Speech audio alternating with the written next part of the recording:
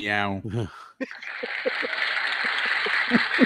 I'm moist just thinking about this show. CrossFire podcast is live, and I got news for you. Timing's everything in life, folks. Timing is everything.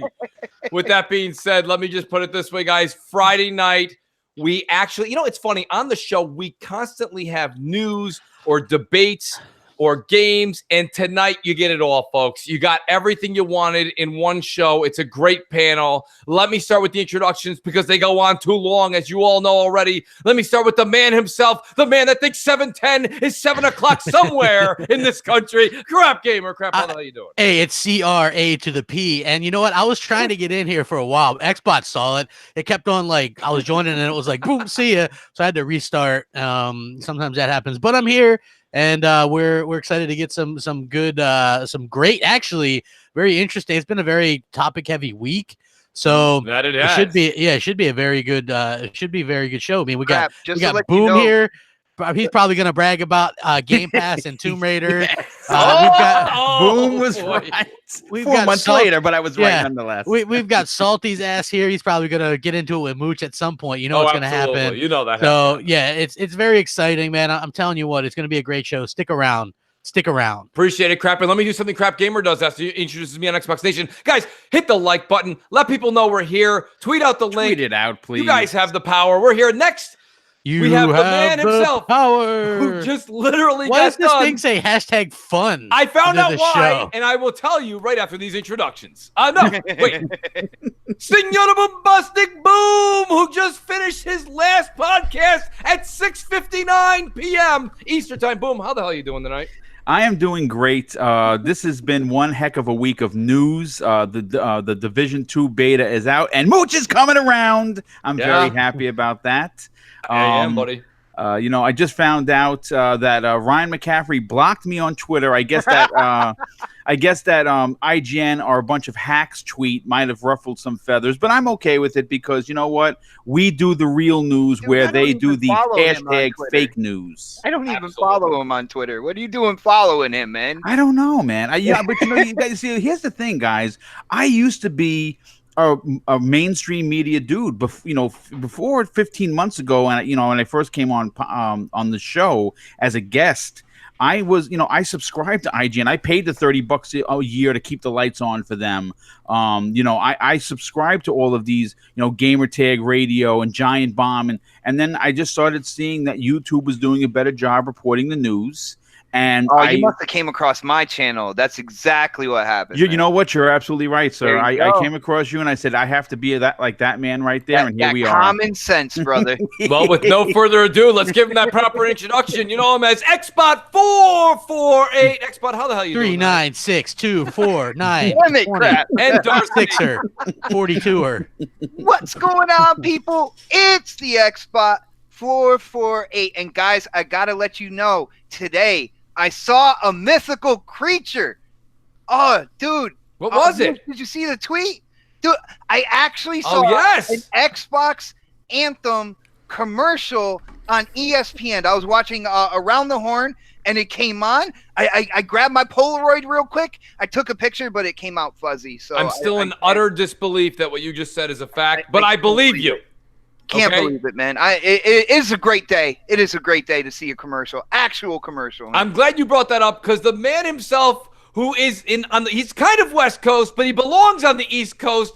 He's my Xbox Nation, counterpart. It is Salty Gaming, Salty from the Saltiest Gaming Podcast. Welcome to the show again, buddy. Good to have you here. We didn't get a chance to have our banter on Wednesday, so we're gonna have it tonight, buddy. How you been?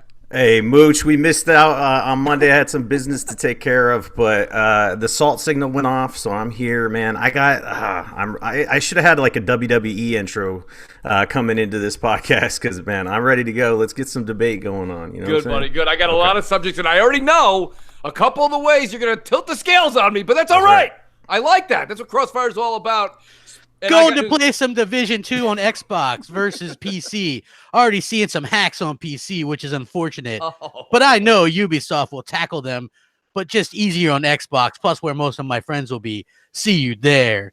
Who said that, Mooch? That would be, who is the great Mike Ibarra?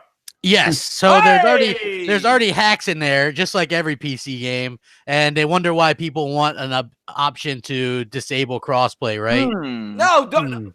It's only the generation of options when Microsoft says it's the generation of options. Let's remember that, okay? This is not your generation. I dropped a very unusual video before the show went live, so you guys go check it out after the show, of course. Shameless plug. Yes, and it's very, you know, I used to do a lot of opinion stuff, and then I held back. This one's a little bit. A lot of people ask me how I feel about Microsoft's current direction and what's going on. I break it down. I'm always happy to break it down here too, but a lot of people ask for a more long format.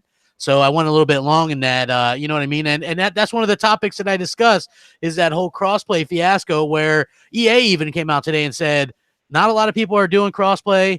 Not a lot of people use it if it's an option.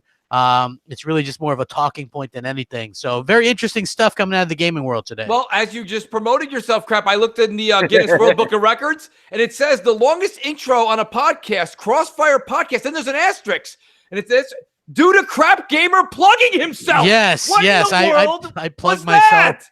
I plug myself often. You know, that's yeah, I know, right? TMI. But well, let me finish these introductions because I got the man himself, the man that has the right to argue. There he is, So Shady. Welcome back to the show. How you been? I've been damn good. It's the boat rocking, Twitter pistol cocking, shit talking, IGN knocking. Some call me so opinionated. I call myself So Shady. It is damn good to be back here behind the mic talking games after all the week's drama. I want to do a big shout out to all the community. I've gotten dozens, and I mean dozens, of just well wishes over Xbox, over Twitter, wanting to know where I'm going to be, where I'm going to do, if I'm going to still stick around. It's been fantastic, overwhelming actually, and a special thank you to You'll Be Dreading Clown, man. That guy's been waving the Sesh Empire flag hard. Even so much as to be, you know, donating in super chats, trying to find me a new place. Thank you so much, you guys. You're the best. You're why I do this and put up with the trolls and everything else. But we're here to talk games, none of that. Let's get to it. I appreciate Mooch, that. was that the first freestyle on that CrossFire? Well, it might be. I don't even keep a log of that, but I got news for you, Xbot. We've got to get this show started, and the show has to start, in my opinion, it has to start with the Division 2 beta, okay? Yes. Because it's what we've been talking about. It's been all over Twitter. The developers made a very, very sharp statement on Inside Xbox this week, and I got to be honest with you, I'm glad they finally did that. I'm glad they came out and said that the sharpest, crispest, I believe it was called, as he put it, version of the game will be on the Xbox One X. Crispy smooth. Crispy smooth, thank you. That's the European version. I like that. But I'll be honest with you guys. I played it. Huh? Well, he is European. Yeah, I know. I'm just saying. Yeah, for sure. Yeah. So here's the deal, guys. Real quick on Mooch's take, and then I'm going to give it to Boom. We got a chance to actually, and Salt was there with me. Me and Salt played last night. Pred, shout out to Goodang. We played some Division 2. The game is beautiful. Everything you guys might think about it, it is. It's gorgeous. They took the Division 1.8, the last update, and they really just kept going with it. And the game runs smooth. Well, it will, I think. We'll get to that. But it felt good when we first started playing it. I got to be honest with you. The game looked good. I like the way the mechanics worked. It didn't feel as bullet spongy. Is it bullet spongy? Of course it is. It's what it is. We don't have like these mythical characters. It's people you're fighting. So it does feel a little spongy. But realistically, this is a major improvement for any of you folks that are looking to go from the Division. Maybe you played it for 30 days. Maybe you played it for 60 days. The Division 2 looks to take off right where 1.8 stopped. Now, that being said, Boom. What did you think? And I know you want to just blast the audience with pros, but realistically, I hope you got a couple of cons in there because this is a rocky start for a beta. Perfect. No, you know what? Well, first of all, let me just tell you, you know, when you were gonna, you said whether you play for 30 days or 60 days. I clocked in 36 days worth of play. Times that 24 times 36. That's how much I put into the Division 1. They did make a lot of improvements. I've always like when I'm playing that game, I always ran a Firecrest and oh my God, a Lone Star gear set because I like the Lone Star gave me plenty of ammo, which I love. Of course, I use all the machine guns. That's my thing.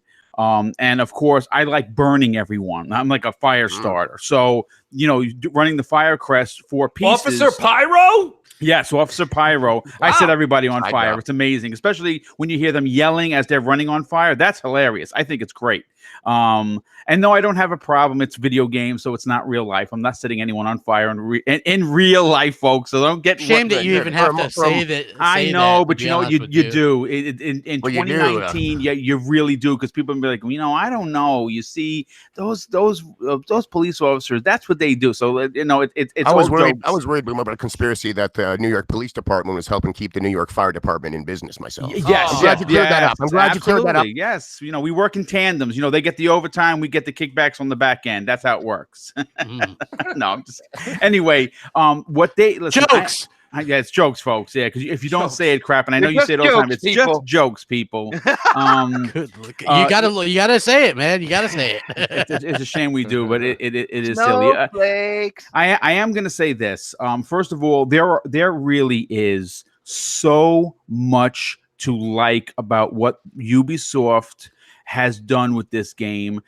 As a fan, as someone who has complained about some of the things they did in Division 1, it seems as if they listened to all of the fan feedback and kind of really went crazy with it.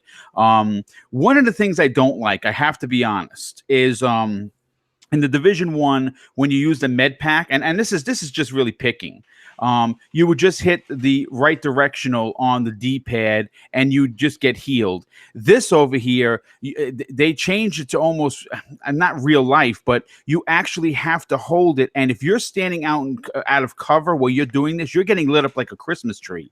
And that's something that I had to get used to, because I was you get into firefights, you kind of get lit up. And you just hit the right the button, and you're thinking, okay, I'm going to get healed. No, it doesn't. That literally does nothing.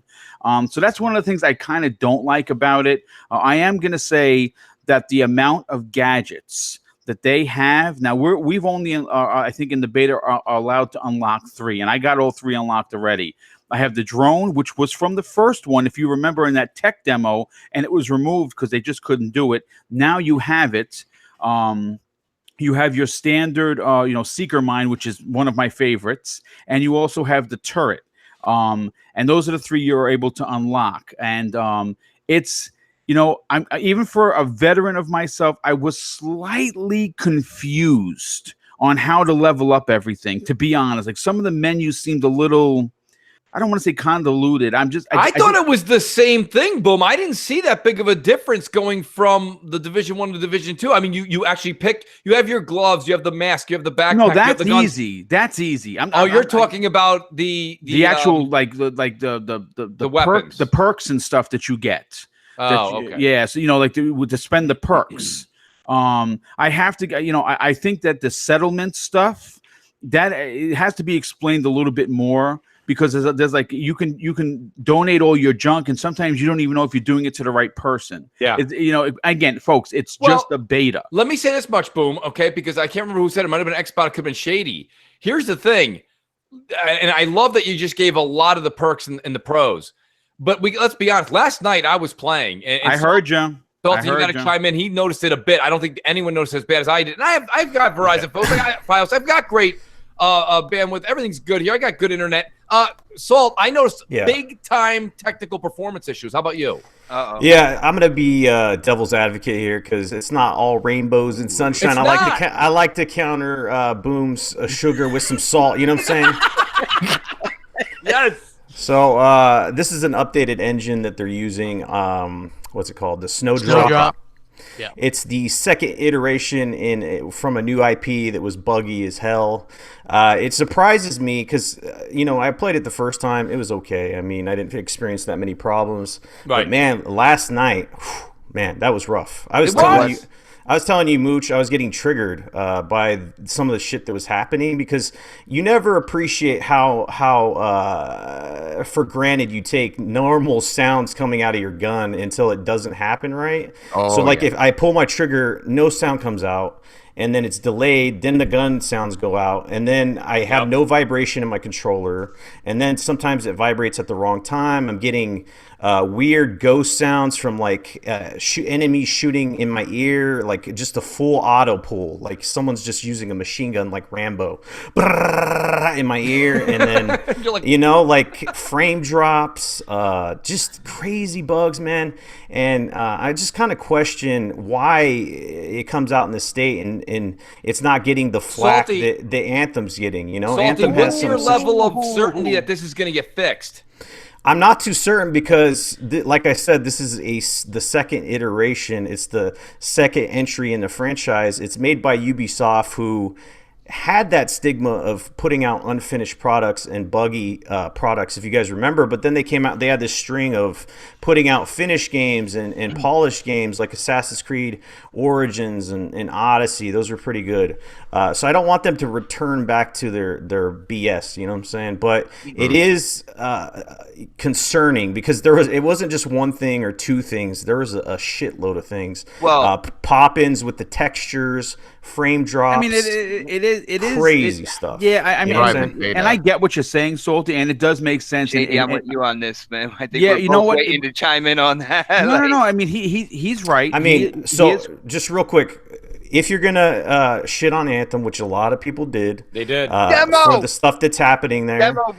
Just because of what it's called or when it's happening. Bottom line is it's coming out before the full release of the game. You're doing a play on words, right? Brother, I got nothing but respect for you, but it's not just what it's called. It is the title. It is what the developers said they were putting out. They were putting out a demo. I've heard a lot of people. It's a play of words, bot. No, it's before the full launch.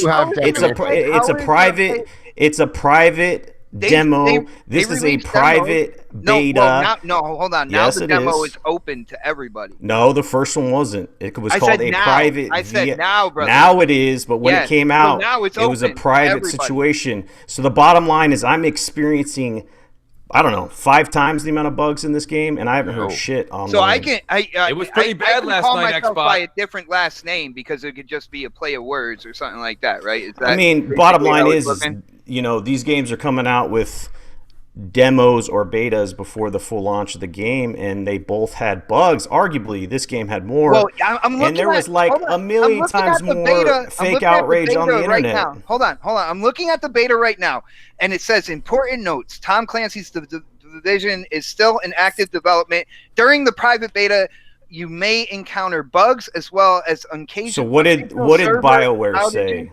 I don't know. You tell me. They came out with press releases too, bro. I don't know what you're trying to tell me. Game. This is coming right before I play. So what I'm trying to tell you is you're damage controlling this because it's a one title. I got proof right here. You want me to take a screenshot? It's Ubisoft and it's not EA. EA is the devil. First of all, EA is the devil. I'm upset that you're arguing with Salty and not me. Okay, taking my segment. No. So explain to me beyond what the word demo and beta. You can go back and forth on that. What's the difference between these two games? Slice of a finished game, basically. So they would have a slice that is stable and working and give it out, whether it's private or whether it's open. But that's what it is. That's not what they gave. So every game should put in beta, right? They should just throw the word beta in there, release the game, and then you can just have a buggy mess and it'd be okay, right? Beta is not a word. If we're going to get mad at people for releasing something called a beta, you know, so close to the actual release of the game, saying why are they testing this now? This is just they're just glorifying doing a glorified demo and stuff like that. Think about this for a second, though. We are pretty close to the release of this game, and the point of the matter is that it's one thing when you say we're going to test servers, and you go, you know, I tried to get in last night and I had a really hard time. That's fine. That's servers crashing, this and that. They're trying to work out some of the bugs. Last night, I'm not going to lie to you. This is not embellishing. My game for the last 10 minutes was not playable. I was moving at 5 frames. I couldn't operate. To turn left and turn right took like almost like 30 seconds. I'm not exaggerating to be funny. Nice. Like, this is true. It was a problem. Now, what Salt's trying to say is what's good for the goose is good for the gander. That's all he's saying. So when it comes down to it, when you have the the Anthem demo that launched, man, the media went off. Yeah. You know what this tells me, boys, is that there's way more hype for Anthem. Really, the community in general is more hyped for Anthem. So when it didn't instantly deliver on all fronts, people were pissed, and the media jumped on that for the clicks. An interesting point. Whereas Division doesn't have all eyes on it as much, or people are willing to give it maybe a bit of a chance because the last game did come along and get fixed in a lot of ways. So I think there's a bit of effort. And what Salty said with the 2 words, words have definitions, man. If I'm going to say the game is good or a game is bad, that means 2 different totally things. Like saying it's a beta does give off a different impression than saying what's it's a the time demo. difference between when the demo came out for Anthem, the first one, and this beta? What's the time difference? I mean, someone look it up. It's similar, right? It is. The company itself is going to use that words. It does tend to put out a different type of expectation. There's different definitions for each word, man. But that's not. Hey, how many games, full launch games have released broken? Now we're going to go into definitions. Define broken games at launch, man. And dude, the thing is, it doesn't matter if it's a demo, a beta, a full release of the game. If it's broken, it's broken. If it's good for the goose, it's good for the gander. I don't give a shit if it's a demo, a beta, a full game. If it's broken, it's broken. You use the same amount of fake outrage for one or another, bro. It is. There's more hype on one. That's what it tells me. Is that there's more hype for there's more fake outrage for EA because it's the devil of the industry. Everybody fucking hates it. Everything they put out, I want to shit on it, right? People hate Ubisoft the real too, thing, man. People hate. I mean, Ubisoft is getting hand. a pretty hard pass, bro. I mean, it is what it is. I mean, there's a couple of things you have to take that must be pointed out. Okay, first of all, and Salty, I hear your point. You played last night. I happened to be in the chat, and I heard you guys having some serious issues. Mooch was like, "Yeah, basically, I'm turning it 1 second, 1 frame per second. It was the worst. I was dying. But I haven't experienced that this generation. There's a couple of things here. Okay, first and foremost, this is a beta, and this game does not come out until the end of March. Yeah. Whereas Anthem, on the other hand, which is supposed to have already gone gold, okay, the demo that was VIP only, and then it was released to everyone. Listen, I played it. It had a significant amount of issues. I thought Division 2 comes out in the middle of March. By the way, middle of March, not the end. yeah. Okay, so it's the 15th. I mean, down. It's about a month away. So if you go and you compare the two, it's about the same timeline. When they released the Anthem demo before launch, it's about a month before. This is about a month before. So those are the same. Well, I mean, last week, you say end of March, it's the middle of March, bro. All right, so the thing is, you love this game, Boom. I get it. I actually happen to really like both of them, but what I'm saying is that you experienced something and it was not cool. I've been playing. I put 7 hours into the beta so far, and I haven't been kicked out once. Now, I'm not sure if that's because I didn't get kicked out as well, but all those other things, texture pop-ins, the audio issues, the frame rate issues. I don't expect audio issues in the full game. Like, this is a beta. They had audio issues in the Division 1, Shady. The same shit that's happening in this one happened in the first one, dude. I didn't see those audio issues in the first game. I participated in the Division 1 betas, and that shit was messy, too. Yeah, but the thing is, when you experience the same shit in the second game, that's a problem, dude. You should have it all ironed out. And another thing, you should cut more slack for Anthem because it's a new IP with a developer that's doing a new IP. This is a second game in the series. You should have all this shit ironed out. Guys, listen, one of my biggest issues last week, not with Anthem at all, but just new IPs in general. I said, we've gone through this so many times this generation with new IP that come out, guys, right? And I call it the growing pains. And I was actually saying to Crap on MNC last week, I said, you know what I'm looking forward to in Division 2? I'm looking forward to not going through the growing pains. And here we are on a game that they should have things that Salty experienced and I experienced. I understand that Shady and Boom didn't. But the point of the matter is, stop and think about it. Right. Why the audio issues? Okay. Why the rumble not working in the controller? And why my frames going to absolutely almost zero? Listen, my game ran so bad last night, it made PUBG feel like 60 frames, buttery smooth. Oh, well, then come on back, brother. Oh, here we go. But I mean, this is my issue, guys. What I'm saying to you is I thought, okay, look, I've got to go through growing pains with Anthem. But we know that it's a new IP. The studio's really they're really going out on a limb with this one. But the Division 2, as I just said in my intro, is really, and it's not belittling it. It's not belittling it. But it's really just Division 1.9 or 2.0. Nah, It's not, I don't know about that. I think that's. I mean, well, it's got a new backdrop boom, but it's not. I mean, let's be honest. They got a It feels lot more very similar to content 1.8. coming. That's not what I'm talking about, though, X-Bot. But that's what makes. I'm not belittling as well.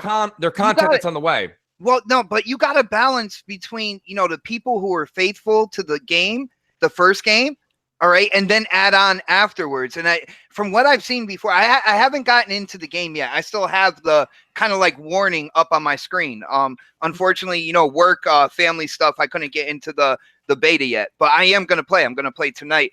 But from what I've seen, it's the amount of content and how they're going to support it for a year afterwards. It's more of what people love, and I guess the final game is supposed to be more refined. Only thing I was saying when it comes to Salty, I never corrected Salty if he ever said anything about a full release of a game and it being broken. I never said anything to him about that. The only thing I said is there might have been that huge backlash because they labeled Anthem as a demo, and at least with the Division, they're letting people know it's a beta, and you're going to run into issues. They're covering their bases there.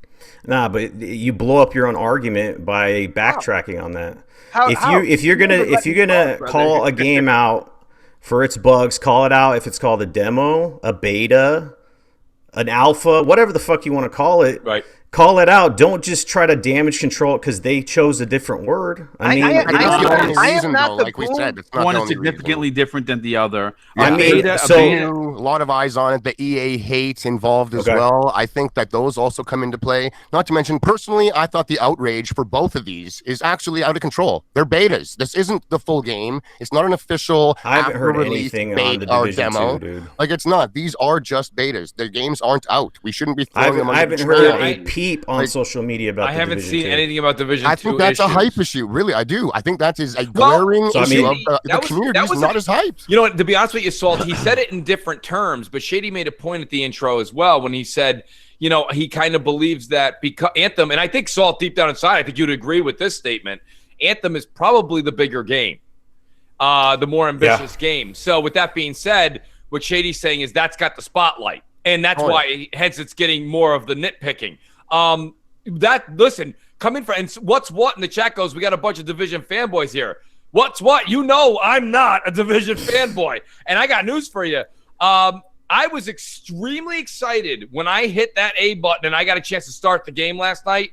And when I basically called it a night 2.5 hours later, I can't say that I wasn't excited. I'm still very much excited for Division 2, but it's a lot less. And here's the thing, Shady and Xbot, you guys are making decent cases.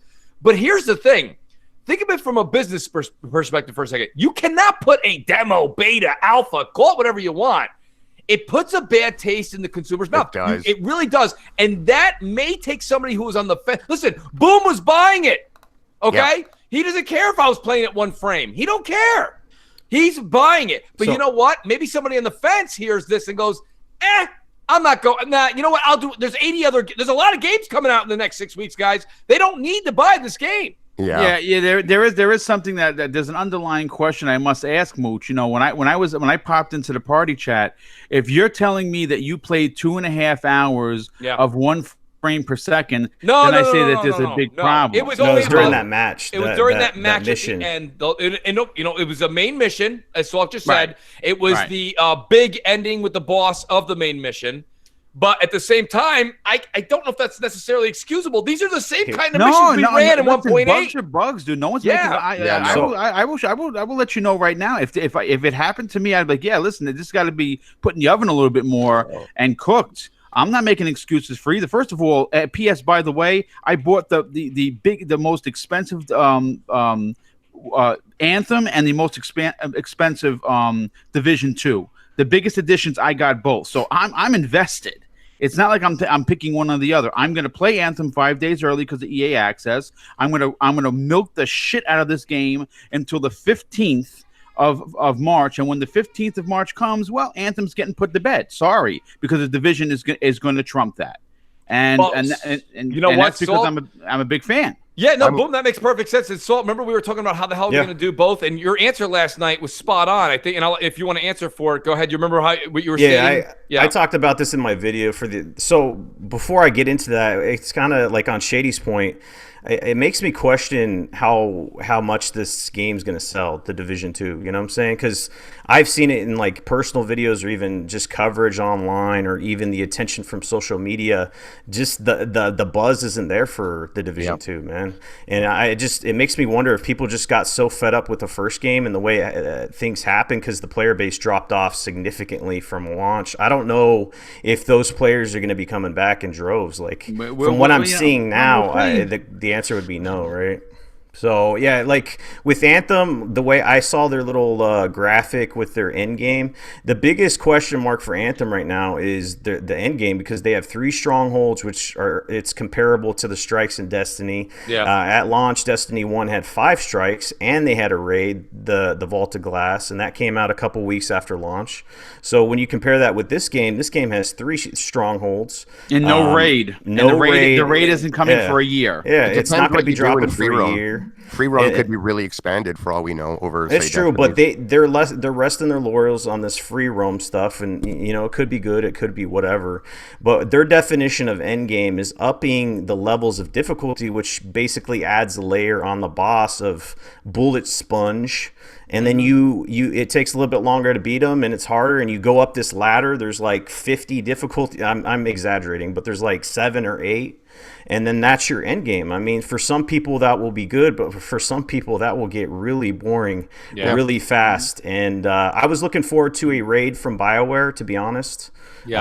A raid-like activity. And when they said it's coming next year, I immediately was like, holy shit. I mean... When it comes to these looter shooter games, I don't look at them as a lifestyle replacement. I know a lot of people do, man. Like, I got to put in 10 hours a day for 2 months straight and still not have everything. Like, that's insane. It's the same price as any other single player, quote unquote, one and done game that'll give you 20, 30 hours. Look at it like that. Anything outside of that is icing, man. Like, if you can get 100 hours out of this, that's bonus, baby. Like, it shouldn't have to be the only game you play. It's not World of Warcraft. It's not looking for $15 a month just to turn it on. It's a one-time 60. I get your personal opinion on that, but this is... You got to look at the trends here, right? Destiny, they get smashed for not having a story. They have end game content. What happened to the Division? Why did the Division's player base fall off so fast, so significantly? Is because the end game sucked ass. That's you know what I'm saying? saying? Like, I don't personally need games to have. Well, you don't personally need it. I know, that's all I'm speaking for. It's just games don't need to have these infinite looter end game shooter type games, they need end game content to be robust, to keep the players in there. And I think that's why the Division is going to outpace Anthem. Yeah. I was just gonna say, on that whole note, you guys are talking about your concerns for Anthem, and they're definitely warranted. To have no raids, I mean, that was one of the biggest things when it comes to Destiny. That's what caught a lot of people in, you know, after the game release. Like, people were talking about Vault of Glass and stuff like that, and people are like, damn, I really got to experience that. My concern with the Division 2, and it sounds like it's a long way down the road, but I feel like a lot of people don't realize they're talking about full support and added content within the first year. If you hear the way that they're wording it with the Division 2, I think they're going to go the Destiny route, and they're going to add like a pass or something like that after the first year for you to get into more content moving forward. And I feel like the gaming community isn't seeing that, and they're just hearing, all this stuff is coming first year, they must be supporting this for free or whatnot. And I think after that year, people are going to be like, oh damn, they want a season pass, just like Bungie does. Oh, they'll definitely sell in season 2. Like, they are hugely they make sure to emphasize the wording first year content is you guys second year is not. But I mean, we were talking about betas, and I think betas are kind of a damned if you do, damned if you don't. Like, some of these games need to, because the technical aspects, some of them don't. Apex just launched no beta and killed it, man. So you guys some planted a great idea, though. Shady, you guys, Xbot and Salk just said something that kind of resonated with me, and I'm thinking here it is, the beginning, it was soon to be, right after the middle of March. We start creeping towards the middle of 2019. We know that new consoles are coming out next year. We're hearing that raid-type activity will be present in these games next year. And you wonder how they're going to kind of keep this games as a service going into the next generation, right? And this is that's interesting, because I really wonder if this is something that's just, they want this to carry on. You hear the Anthem developers say that this is going to be a 10-plus year experience, right? So they want to be able to keep this thing very much alive into next Mooch, we heard that consoles, before, right? man. You don't think Right. it's multi-game? Right, I've heard that before. And Crap, let me get you involved. Crap, I'm not sure if you had a chance to play these that's demos. why I haven't really spoken I know, up. but I haven't you really still played. can. But you have an opinion on these demos, alpha, betas. We've had this discussion on other games. I think these private ones deserve a little bit more of a break. If this was a public beta, then Today's a public though. Okay, Crap. well, I don't know exactly. I haven't really seen very many people complaining, but I would always say we get huge day one patches. This game is a month and a week out. I would expect there to be a huge performance. That's when they don't do the performance stuff until I think 40 days until launch or whatever. So depending on when this build is, I can remember playing the alpha of the first division and it not being great. And then by the time it came out, it ran pretty damn good. So, I just have faith that these developers will do their job. Yeah. And, and they'll put out a good game. The other thing is these games are games as a service. Maybe it's my bad for really kind of expecting them to grow as they go along. And that is kind of the shitty situation of this generation. But I expect it. Just look at what Ubisoft has done, right? What Rainbow Six, that game was bare bones and got trashed, and now people love it, and it's got more active people on it than it ever has. What is that? Ghost Recon, Wildlands, another Ubisoft. They're really good at adding content and getting things right, righting the ship as things go along. I don't know much about these games. I did get an invite, but I hadn't really had a chance to download it or anything. If it's open or whatever, I don't know. My time is much more valuable to me lately than it had been, so I don't just jump on everything willy-nilly. So I'll probably buy the Division 2 for the story, just like I did with the first one. I don't really give a shit about raids and bullet sponging and all that kind of stuff. I like to play the story with friends, and then I'm out. Yeah, and I gotta be honest with you, Crap. You're kind of lucky to be that kind of an individual because you've said that on numerous games and numerous years now. You've said that, so that is truly how you play games. Myself personally, when I see these games as a service, whether it be Destiny, Division 2, or it be anything like that, Anthem, I gotta be really honest with you, Crap. It is for me the story and the end game. Does it mean something? Absolutely, but I know that this game is built around loot. Right, the loot system, going out there, playing the same missions over and over again and getting more and more loot and being better than everyone else in the world.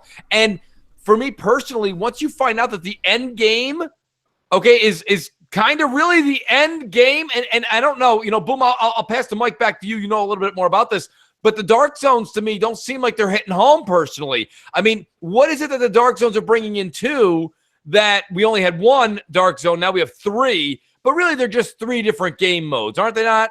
Well, I mean, no, yes and no. See, the thing is this: there's 3. First of all, there's 3 Dark Zones as opposed to the original one, and the original one was extremely lawless.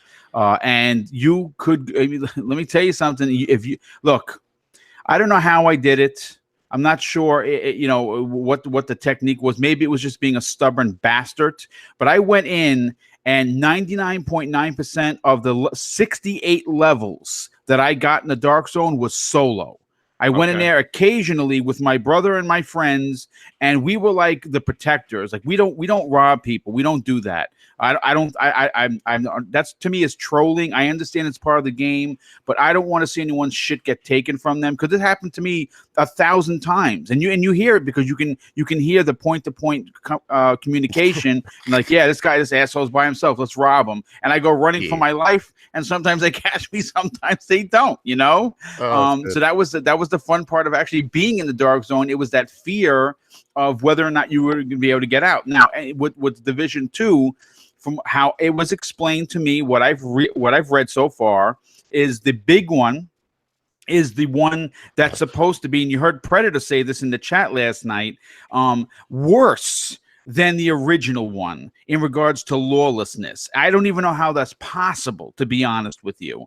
And then the 2 smaller ones, I think the way it was broken down, because there were a lot of fans that wanted more PvE in the Dark Zone. I think that's the smaller one, and I think the middle-sized one is the PvP, but there's just not that many teams, because I think there were 24 players in each area, each Dark Zone, I guess on each server. So it was you and 23 other people. Right. And the chances of running into someone was obviously a lot higher with that many people, where I think the middle dark zone doesn't. I think it's 12. I think, again, I could be completely wrong, but I know that it's supposed to be a lot less. So there's going to be a dark zone for every play style. If you want PvE, you go into the smaller one, and it's just high level bad guys. Right. No one's going to rob you of your stuff. Then, of course, if you're a lunatic like me, and I'm going straight for the big one. I'm going to Lawless Land, and I'm going to try not only help people because that's what I do, but there's going to be the gear you're going to get in the Lawless one is going to be obviously a heck of a lot better than the smaller one. So do you think all this is going to confuse gamers, especially getting in? I don't, dude. I again, here's the thing. There is so much to do. First of all, the single player campaign is 40 plus hours. Yeah. Okay, that is from start to finish. That's a massive amount of time. Most. For you, that's a Tuesday. Okay,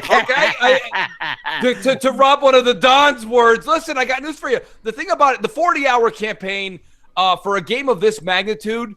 For other games, yeah, wow. Single player, my God, 40 hours, that's a lot. I mean, some people put 50, 60, 70 hours into Red Dead Redemption 2. So let's be honest, 40 hours is a lot. A game like this, I mean, I was just goofing around in the beta and did 2 main missions in an hour and a half last night. I was goofing around for the other half hour for 2 hours.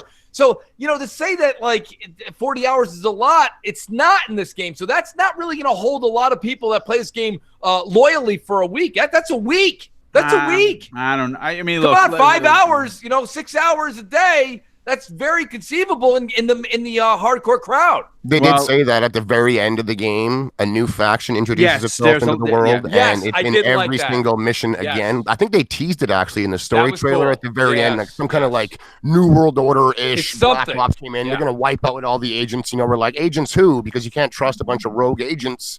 Thanks for cleaning up the world. We're taking over. I think that's what's gonna happen. And I think that'll really remix it up again and add to that replayability for people, because they said that it changes the campaign. Go ahead, Boom. Before we get to the next topic, we've only got 87 topics left. Go ahead. Thanks to the Infinite Gamer, he has sent me a Division 2 beta code to hand out. So if you DM me and you need this code, thanks to Infinite Gamer, I'll just send you the picture and you can get into the beta this weekend. Well, Boom, you know what? Listen, when in Rome, right? And I'm a Mooch. I got a very faithful bunch of Mooch maniacs right now in this large chat. I say at some point, you just type it in and give it away during the show. You know what? I'll do that. Yes. You know what? I'm going to copy and can't tease the Mooch maniacs like that. I got to be honest. If I didn't have it, I'd be on my way down to the city. So let me tell you, these guys need a code. All right. Well, listen, I'm going to drop the code in. I'm going to tell everyone when it's there, and the first one to copy it and paste it and put it in, you're good. Okay? Absolutely. There you go. So, folks, keep a good eye out for Boombastic's chat. He's going to give you guys a code for the beta version of Division 2. Guys, let's get to another hot subject here. And I hope Salty, took a good break, because this is going to be one of the hot topics. And it was something I was very much looking forward to talking about with Salty on Wednesday night. And we have a chance tonight. I know you guys are all heated on it a bit. Maybe not as much as me. All right, so Apex Legends. Okay, I played it. Okay, let's do this. I like it. All right, so let's not, I love everyone's going to go, Mooch, you didn't like it. I love it. For now. It's Rest in peace, Blackout. Oh, stop it, Xbox. Rest in peace. Wait 2 weeks when people are tired of looking at their flag hang off of a rocky mountain. Listen, okay? It's not a bad idea. I like it. It's free. Coming from a Mooch, that goes a long way, folks. So this is why everyone loves it. So you got to look at the numbers and understand when you're dealing with what it's competing with. And Xbox always brings up Blackout. Blackout was $60. Now it's $30. But guess what? That's a lot more than free. So my whole thing is that. $3.99. The other thing about it is this. This is my biggest beef with the game, and then I'm going to turn it over to the panel, because you guys have heard me on different shows, and I'm definitely going to be vocal about it on MNC on Sunday morning. Shameless plug. Is that I got to be honest with you. My problem is Thank you, Mooch, Crap. I Mooch, appreciate and it. Crap. Much prefer when live does it. But listen. Yes. Yes. Me too. Me three. I will say this much, guys. Oh. I think the deal is this. You can't play the game alone. And that bothers me because I love Battle Royale. I truly do. And I like them all. I like Blackout. I like Fortnite. I like PUBG. Yeah, I have my preferences there, but I like them all because you know why? Let me stop you right there, Mooch. All right, go ahead, Salt. Beyonce deserved the award. No, I'm just kidding. Okay. They're putting out a single player mode and a duo mode. So do we know when though, Salt? Can we get an L in the chat for Mooch? No, not an L. Can we get an L, please? We just said the Division 2 and Anthem are coming out with raids in a year. I can't wait that long. They're gonna put it out pretty soon, man. They better hurry up, Salt. Right. The reason I dig Battle Royale games, it's Tuesday, it's 10 p.m., gotta work in the morning. I know I can't really get into a Division 2 or an Anthem. You know what I do? I play some Battle Royale. Okay? Yeah. Hey guys, can we take a Kello? You guys take those L's and turn them into. I'd like some codes with those L's. You might need a full L here. It's like this game more than any other, even with no mic. Listen, guys. I had to do it to you, man. It's okay. Xbox has 24 other digits for codes other than L. I'm dropping the code now, folks. Here comes the code, folks. Yes, thank you. I appreciate that, Boom. You're saving me from the train of L's. Now, Mooch, I have to immediately jump in, and I have to be the Earth Defense Force for Salty because guess what? Boom has played 40 matches, and I actually won. And I have to say, someone who never plays BR games. Battle Royale, you guys know it. It's just not my thing. I don't know what it is. And it has nothing to do with Titanfall because it really does have nothing to do with Titanfall. It has nothing to do with Titanfall. I mean, there's some of the guns. Has more to do with Titanfall. Yeah, the guns. I mean, obviously, if you're a Titanfall fan, you're going to notice some of the the weapons. Right. But other than that, it really has nothing to do with Titanfall. I gotta say, Mooch, I play with randoms all the time. I will be looking to play the single. The one versus I guess 60 is probably going to be because it's 60 people at any given point, even with teams. Right. I'm really enjoying it, dude. Like I've played about 40 matches, man. Every time I get a chance. Like this game? Why do you, and this is what I've been asking, and Xbox, you're probably gonna ask the same question. Well, no, I was gonna seed that into Boom. Like Boom. To me, it's about the abilities and having each actual character be so distinctly different from each other. Do you think that might be what it is? Yeah, I think it might be the hero. I guess the hero characters, if you will. Do you find whether it be whether it be any of these games that have heroes, whether it be Overwatch or it be Rainbow Six Siege or this now? Listen, we all try the 8 characters out that are there, and then what do? You have your favorite 2 or 1, right? Yeah, so your main and your secondary. So this whole I can play different. Stop it! Stop lying to yourself. You're gonna pick one after a week, and that's the one you're gonna use 98% of the time. And then you're gonna tweet me and go, "Look, Mooch, look, I'm using someone else." Mooch. Once. I got to stop you again. All right, go ahead, Salt. All right, so the way it's made is it rotates who picks first, right? So if let's say have one character that you love to play, well, sorry to break it to you, you gotta play 3 at least because they're Call gonna of Duty pick. does that in their multiplayer, yes. So someone's gonna pick before you, maybe 2 people are gonna pick before you, so you got to have probably 3 you can go through. Great. So now you're telling me the way I like to play the game, I can't. Thanks, Respawn. What? I mean, that's true, right? I mean, so let's be honest. Your point's valid. But let's look at the other side of the coin. If you have 2 or 3 of the people you like, and all of a sudden 2 of them are gone, and you got to use your third option, that's a less enjoyable run for you. Not by much, though, because the powers are done well enough that they're not the main thing in the game. It's a nice little change up, but they're not. I don't want to be the person that always just heals somebody or someone that you don't have to. Like you don't have to. Has the people choosing, right? The camouflage. Not the game launched with 6.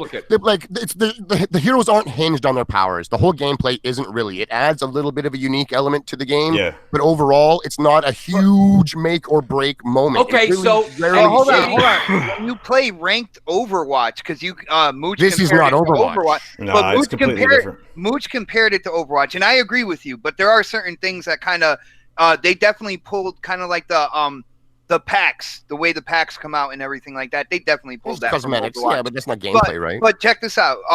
when you play ranked Overwatch, though, you can't have like more than one of the same character as well. They do have that there when you're getting serious about playing the game. So there are gamers out there that are used to that and actually get into that and trying out different characters, having a main, a secondary, and a third option. And they're proud of those three. Characters, and there's a lot of gamers that have fun doing that, man. Yeah, and I played competitive Overwatch as well, and it's almost a must that you are kind of well-rounded in picking different characters, because if you're stubborn and you only have one character, you're not going to rise up the ranks. I'm sorry to put it there. Some people do if they're just a healer, but the reason why it differs from Overwatch is because Overwatch is built on a foundation where you have to have healers for the most part. You have to have a certain combination of tanks and, you know, DPS and this and that. But with this game, it's not like that. It like these powers add to your character. Yeah, they have supers. You can call on airstrikes and stuff like that. But it's like one airstrike a match, and you're not killing everybody. And you don't have to have a healer. It's not required. So you can kind of change up the heroes you pick. And I've seen everybody pick different characters when I'm playing with them. Oh, yeah. It's not like, hey, I must pick the healer because they're OP. The portal person's always picked. Okay, I see a lot of the robot with the smiley face on its chest. Listen, I mean, here's the thing. I understand where you guys are coming from, and I'm actually really shocked at the defense this game's getting, because here's the problem with it. It's Battle Royale. It doesn't allow you to play alone, okay, which I thought that would bug people. It doesn't, though. Which is coming soon. You're defending a game that doesn't come on, guys. You guys all spent the first hour of the show saying things with the free-to-play, they need something new to announce next week and the week after and next. Like, it needs to happen. There are going to be new skins all the time, new modes. That's in every Battle Royale. That's what has kept Fortnite relevant, really, is the new shit every week. All right, so what separates this game, why it's so popular, is because they've made a system where you could communicate with other players without even talking to them. It's the best thing for this young generation because they don't talk to people, you know what I'm saying? They text, they don't verbally communicate. So they have this system where you could right bump on things. Hey, I found this, I found that, I need this, like a whole system. It's a beautiful system. I wish it was in every game because it's like literally, hey, you could play with random people and you could still communicate. Hey, I'm going over here. Hey, I need this ammo. Hey, I need this. It's a little annoying. You know like, hey, over here. Hey, over here. Enemy over there. And it's like, that's I don't when you need to put the hear mic that on. every. So tell them to shut up. Yeah, honestly, and then they have this system where you can drop as a squad. Beautiful system. I like that. There's a person that picks the spot. You drop as a squad. You can branch off if you want. I guarantee it's going to be copied. So the reason why this game is exploding is because it can function in this realm. 3-player, less than 100.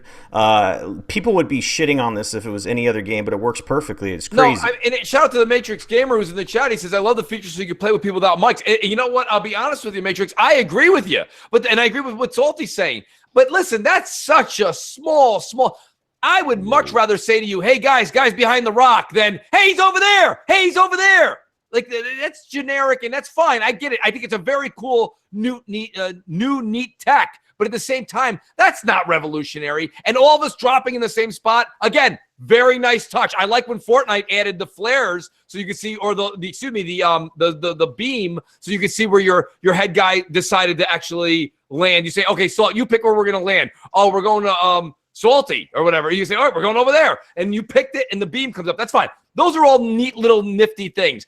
What I'm still not hearing from anybody is, why do I like this game more than the other ones? What you guys are saying with what you're saying though with the different characters, okay, that's their niche. Okay, I personally think that's a flaw. You guys like it. I think the building in Fortnite, you guys are tired of Fortnite, so it seems old to you, but the building in Fortnite is the revolutionary thing over there. The gunplay in this game is second to none.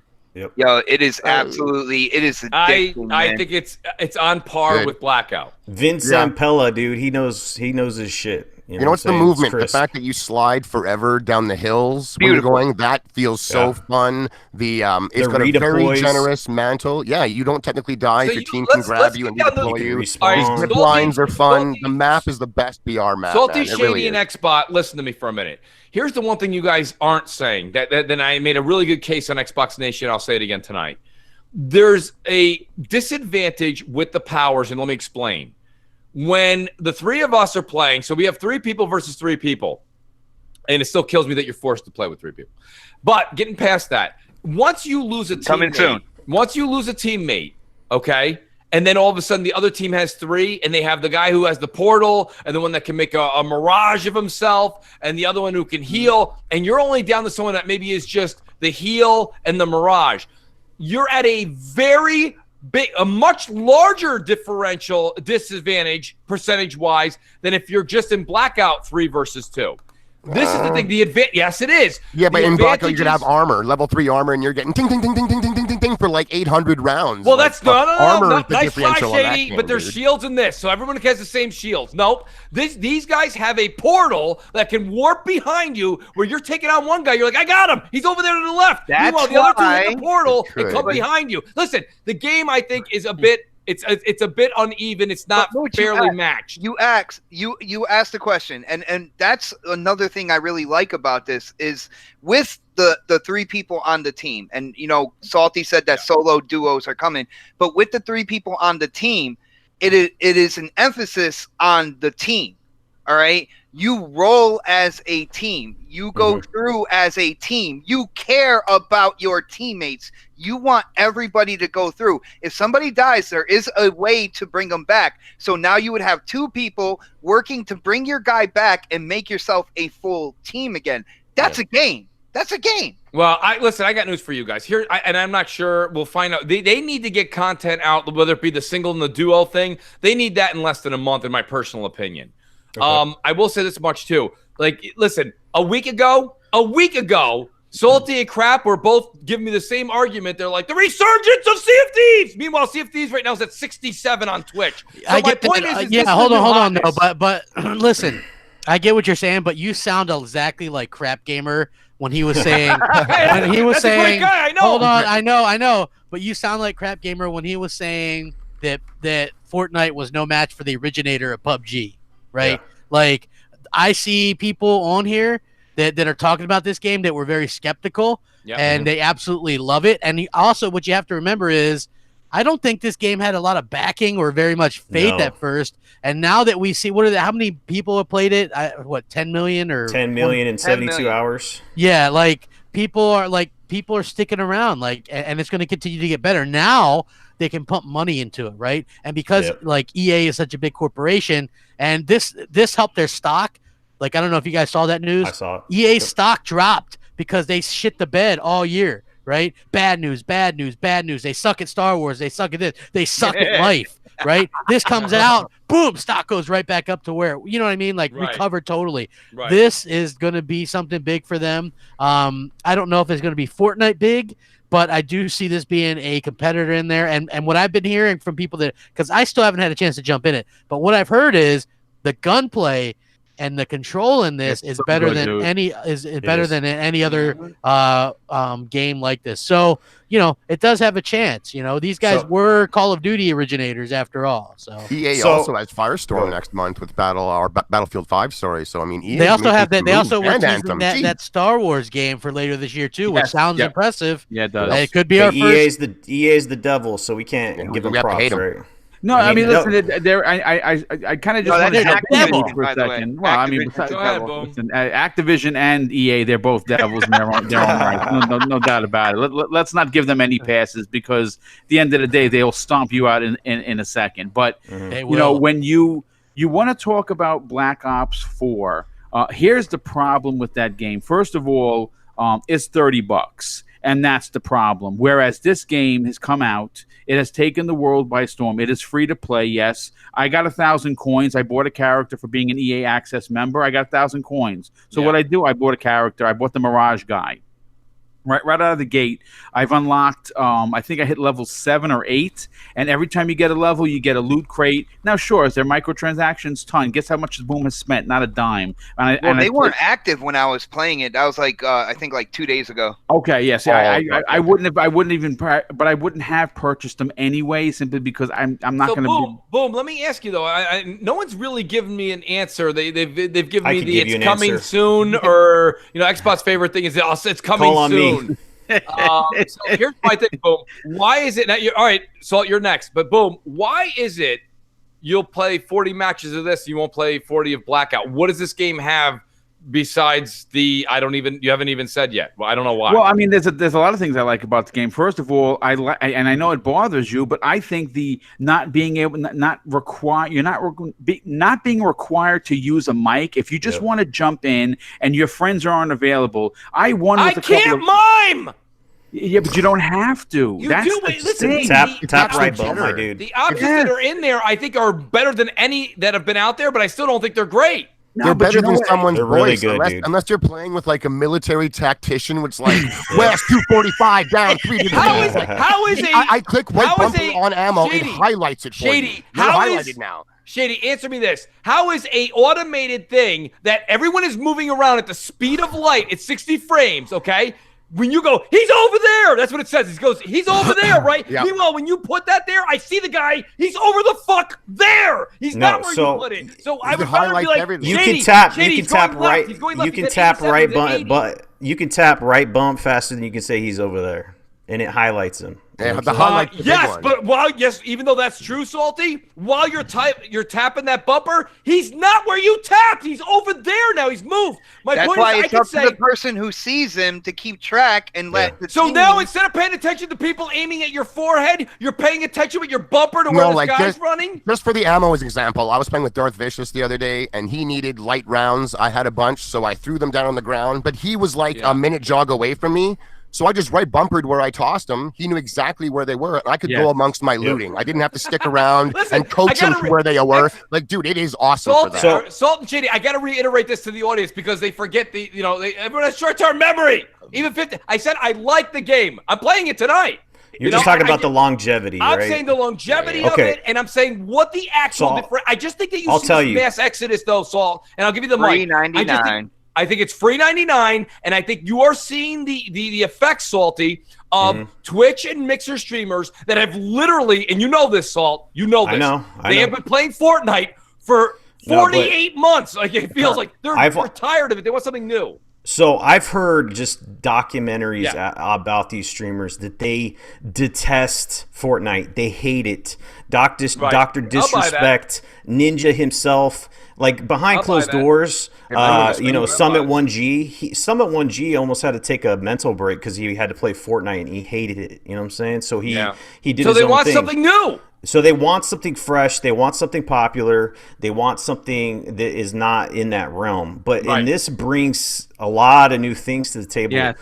With the heroes, I think you're underestimating the fact that Respawn can go to the table and bring out new heroes as fast or as slow. I mean, they'll probably put it at a good rate. Open space in the heroes selection area. So they'll put out a new hero or two for each season, kind of like what's it called, Ubisoft season game. Pass. So they have the season pass. God, I can't think of the name. It's anyway. So they could bring out a new hero, and then that builds excitement, right? Because you get a new hero to play with, right? Yes. And unlock, and that it's continual like that. You add maps. They have unlimited potential with this game. I'm telling you, the hero aspect, it's cool. The hero aspect is Rainbow Six Siege is what I'm talking about. So Rainbow Six Siege is popular because they have seasons as well. The operators are crazy, dude. Yeah, they bring out a defender and an attacker, and people look forward to that. I watched Dr. Disrespect yesterday, and he literally, these are his words. I'm not going to quote him, but it's pretty darn close to what he said. He said, I've now played this game 3 days straight, and I've done everything this game has to offer. I've unlocked everything. I've mastered everything. And he goes, ugh. Like, he's already bored of it. That's just one dude, though. Listen, Salt gave 3 names. I'm using one of the 3. I watched him yesterday for about an hour. I'm trying to get not just the consensus of me playing it, but I'm getting the consensus of what this is. Where, remember, guys, who's driving this? It was the 3 names Salty said. He's right. Okay? It's Summit G1. It's Dr. Disrespect. It's the ninjas out there and a couple other big ones. Right? Yes. Those are the ones driving this. I don't know. It looks like everybody in the chat is driving it as well because they're all playing. Listen, we are all the products 10 million players of advertising and propaganda. But go ahead. Look, we got a dozen streamers with 500,000 people watching them, and then 9.5 million other people, 10 million people actually playing the game. So that's a small. There was 4 main characters in the show Seinfeld, okay? And he had 10 million people showing up on Thursday to watch it. I know, I'm just saying. We're not all Seinfeld. So my point is that You have those people driving the advertising, and of course, that's where the people go. That's why Nike pays millions of dollars for people to advertise their product. It's one guy, and hundreds of millions of people buy the sneakers. My point being is that doesn't hold water with me. What I'm saying to you is that these guys are driving it. They're helping. They're helping. That's for sure. They're not helping. They're not the only reason. 10 million people don't watch them. Half a million combined, dude. That's it. Half, not 10. And hey, I'm a big fan of these dudes. And 99% like Doctor Remote. They say Doctor Who? Who the fuck is that? I think Dr. Disrespect's hysterical. I love this. I love the guy. What I'm saying to you is that I just this to me is the flavor of the week. I had the same discussion with you guys last week. I can tell you what it's not. Sea of Thieves was #1 last week. Yeah, but Sea of Thieves will go back up when they get the PvP update. But beyond that, the difference between this and other pretenders is this one's free to play, and I think in this market going forward, if you're going to contend with the Fortnites of the world, you got to make your shit free to play. Yep. And I guarantee you, EA is going to see this, and their Firestorm is going to be free to play. I guarantee you, mark it down. Okay, check the Salty, tapes. Hey, Salty, you love these numbers, right? I'm going to throw this out there at you. Let me use your exact point back at you. If EA sees it, now everyone sees it. Now you're going to have, I'm making this up, guys, so everybody in the chat, don't flip out. You're going to have a Halo Battle Royale for free coming out soon. Woo! And it's going to be #1. My point is, they're all going to do this. So when one or two other big, when PUBG was popular, no, yeah, but PUBG wasn't free. PUBG wasn't free. PUBG was the first, man. PUBG wasn't free. Okay, so here's my thing. I'm just saying to you guys, once this thing, now everyone knows that free's the way to go, and you just make different hats and scarves. Okay, what I'm saying to you is that Apex Legends, once two other big companies come out with their freebies, this will knock down the 7, 8, 9, 10, 11, 12 on the depth chart. And listen, I'm not saying that's a bad thing. I like the game. I'm just saying that we are all a product of this hype. I do. I think everybody just loves it. So, and you're the other guy. Like, you gotta understand. I watch the trends. I watch what's going on. I had the same conversation last week with Sea of Thieves. We've had these different things that spike up. The end result here is this. I don't think that. Do I think it'll be in the top 10 for a while? Absolutely on Twitch. Absolutely. This isn't going to go to 112. Okay, but it's not going to be in 1 and 2 spot in probably about 2 months. It's not. Do you know why? Do you know why, Mooch, that this is not going to be overtaken by any of these other so-called players you're talking about? Because they don't have Vince Zampella. And they don't have a shooting mechanic. Come on, Boom. Dude, come on, listen. You mean Mr. Walt Disney himself, who got stuck in the stage lights at the last EA conference? Listen, no, I got news for you. Everyone said that. Everybody said that about Titanfall too. Okay, they're like, Titanfall's going to be great. We know why Call of Duty. Titanfall 2 failed because of the marketing department failed that game. The game didn't fail because Titanfall 1 the game was not a good game until it was $10 and on PC. Listen, first of all, it had a hard time out the gate. Titanfall 1 I love Titanfall 1. First of all, Titanfall 1 as an exclusive to Microsoft, by the way, sold between 10 and 11 million copies as opposed to the 4 to 5 on the multiplat. And the reason why it sold poorly because the idiots at EA, the marketing geniuses that are getting paid 6 figures that they could have given me a quarter of, and I would have gladly given them the correct information. Could have when you sent this out. Yes. To launch between Call of Duty and Battlefield, you basically said you didn't care about the game and you sent it to die. That's what happened with that. Well, by the way, I just want to let you know, Boom, I'm just writing down a new name. Hey, crap, I got a new one. Toby G's in the chat says Mooch is the leader of COD fanboys. That's a new one, folks. I wish I had an alarm and a band to play behind me. That couldn't be farther from He's look, a lot of people just don't understand what differences opinions mean. Like, do you guys, if you're into sports, maybe watch First Take or one of those shows. That's what, Skip and Shannon go back and forth. That's all this is. Like, you got to have a strong opinion to do this and to be relevant. Mooch has a strong opinion about something wrong way, and everybody else has their own opinions as well. So Mooch thinks it's going to die out. Maybe it will, maybe it won't. We don't know, but we'll eventually figure it out. And at the end of the day, like Rob, you say Skip is a clown, but the guy's paid millions of dollars. And everybody tweets him, and he's got millions of followers, and you know what I mean. Like, it's just kind of is what it is. He's paid to say outlandish things and have that outlandish type of mentality because not everybody, he thinks outside the box. So whether you think he's a clown or not, he's saying and thinking things that maybe the majority aren't. And that's always something that this world needs desperately, is people that aren't followers, but kind of forge their own path, no matter of ridicule or whatever. So, yeah. Much agreed, and thank you. Great statement. As a worldly statement, by the way, Crap. Outstanding. Yeah. Guys, let's switch subjects here because the audience is ready for some. Oh, wait. Who was that? I was just going to say, I wanted to explain quick what it was that hooked me to this game and why I think it's going to last. Okay, I got to hear it. Sell me. I think it's a total package BR, really. Like, it plays fantastic. It plays fantastic. The gunplay is good, okay? Yes. You can play with randos extremely easily, both because of the fact that there's that jump master, so you jump as a crew and land as a crew. So that takes away any of the weirdness. Like, it's easy. Like, you have to actively leave that option. You have to actively do it. If you just go along for the ride, you will land with your team every time. That's big.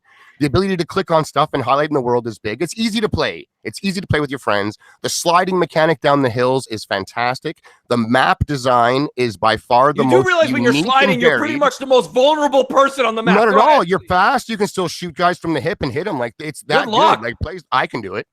I've killed people sliding. I love it. You keep sliding. The map design is incredible, Mooch. Compared to the other BR games, let's call it, just compared to COD alone, the map design is way more vertical. There's way more variation to it.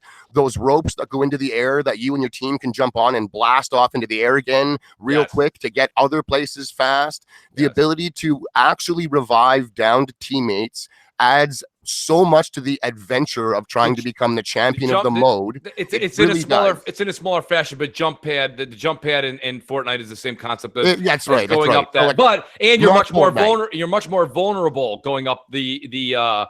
You can shoot at that too. You can shoot while doing that as well. You can, but you're much more vulnerable. It's a large scale up. You know what I'm talking about. It takes a while to get up. I do. It's risk and reward. Like, you did a bit of both, but I think that the game is really a total package. The characters themselves, while they do have varied powers and some people may find something to abuse, I think the game is built that it's not up to the powers themselves. It really isn't. Those very rarely are the deal breakers. I'm getting shot 99% more times than I'm getting killed by a power.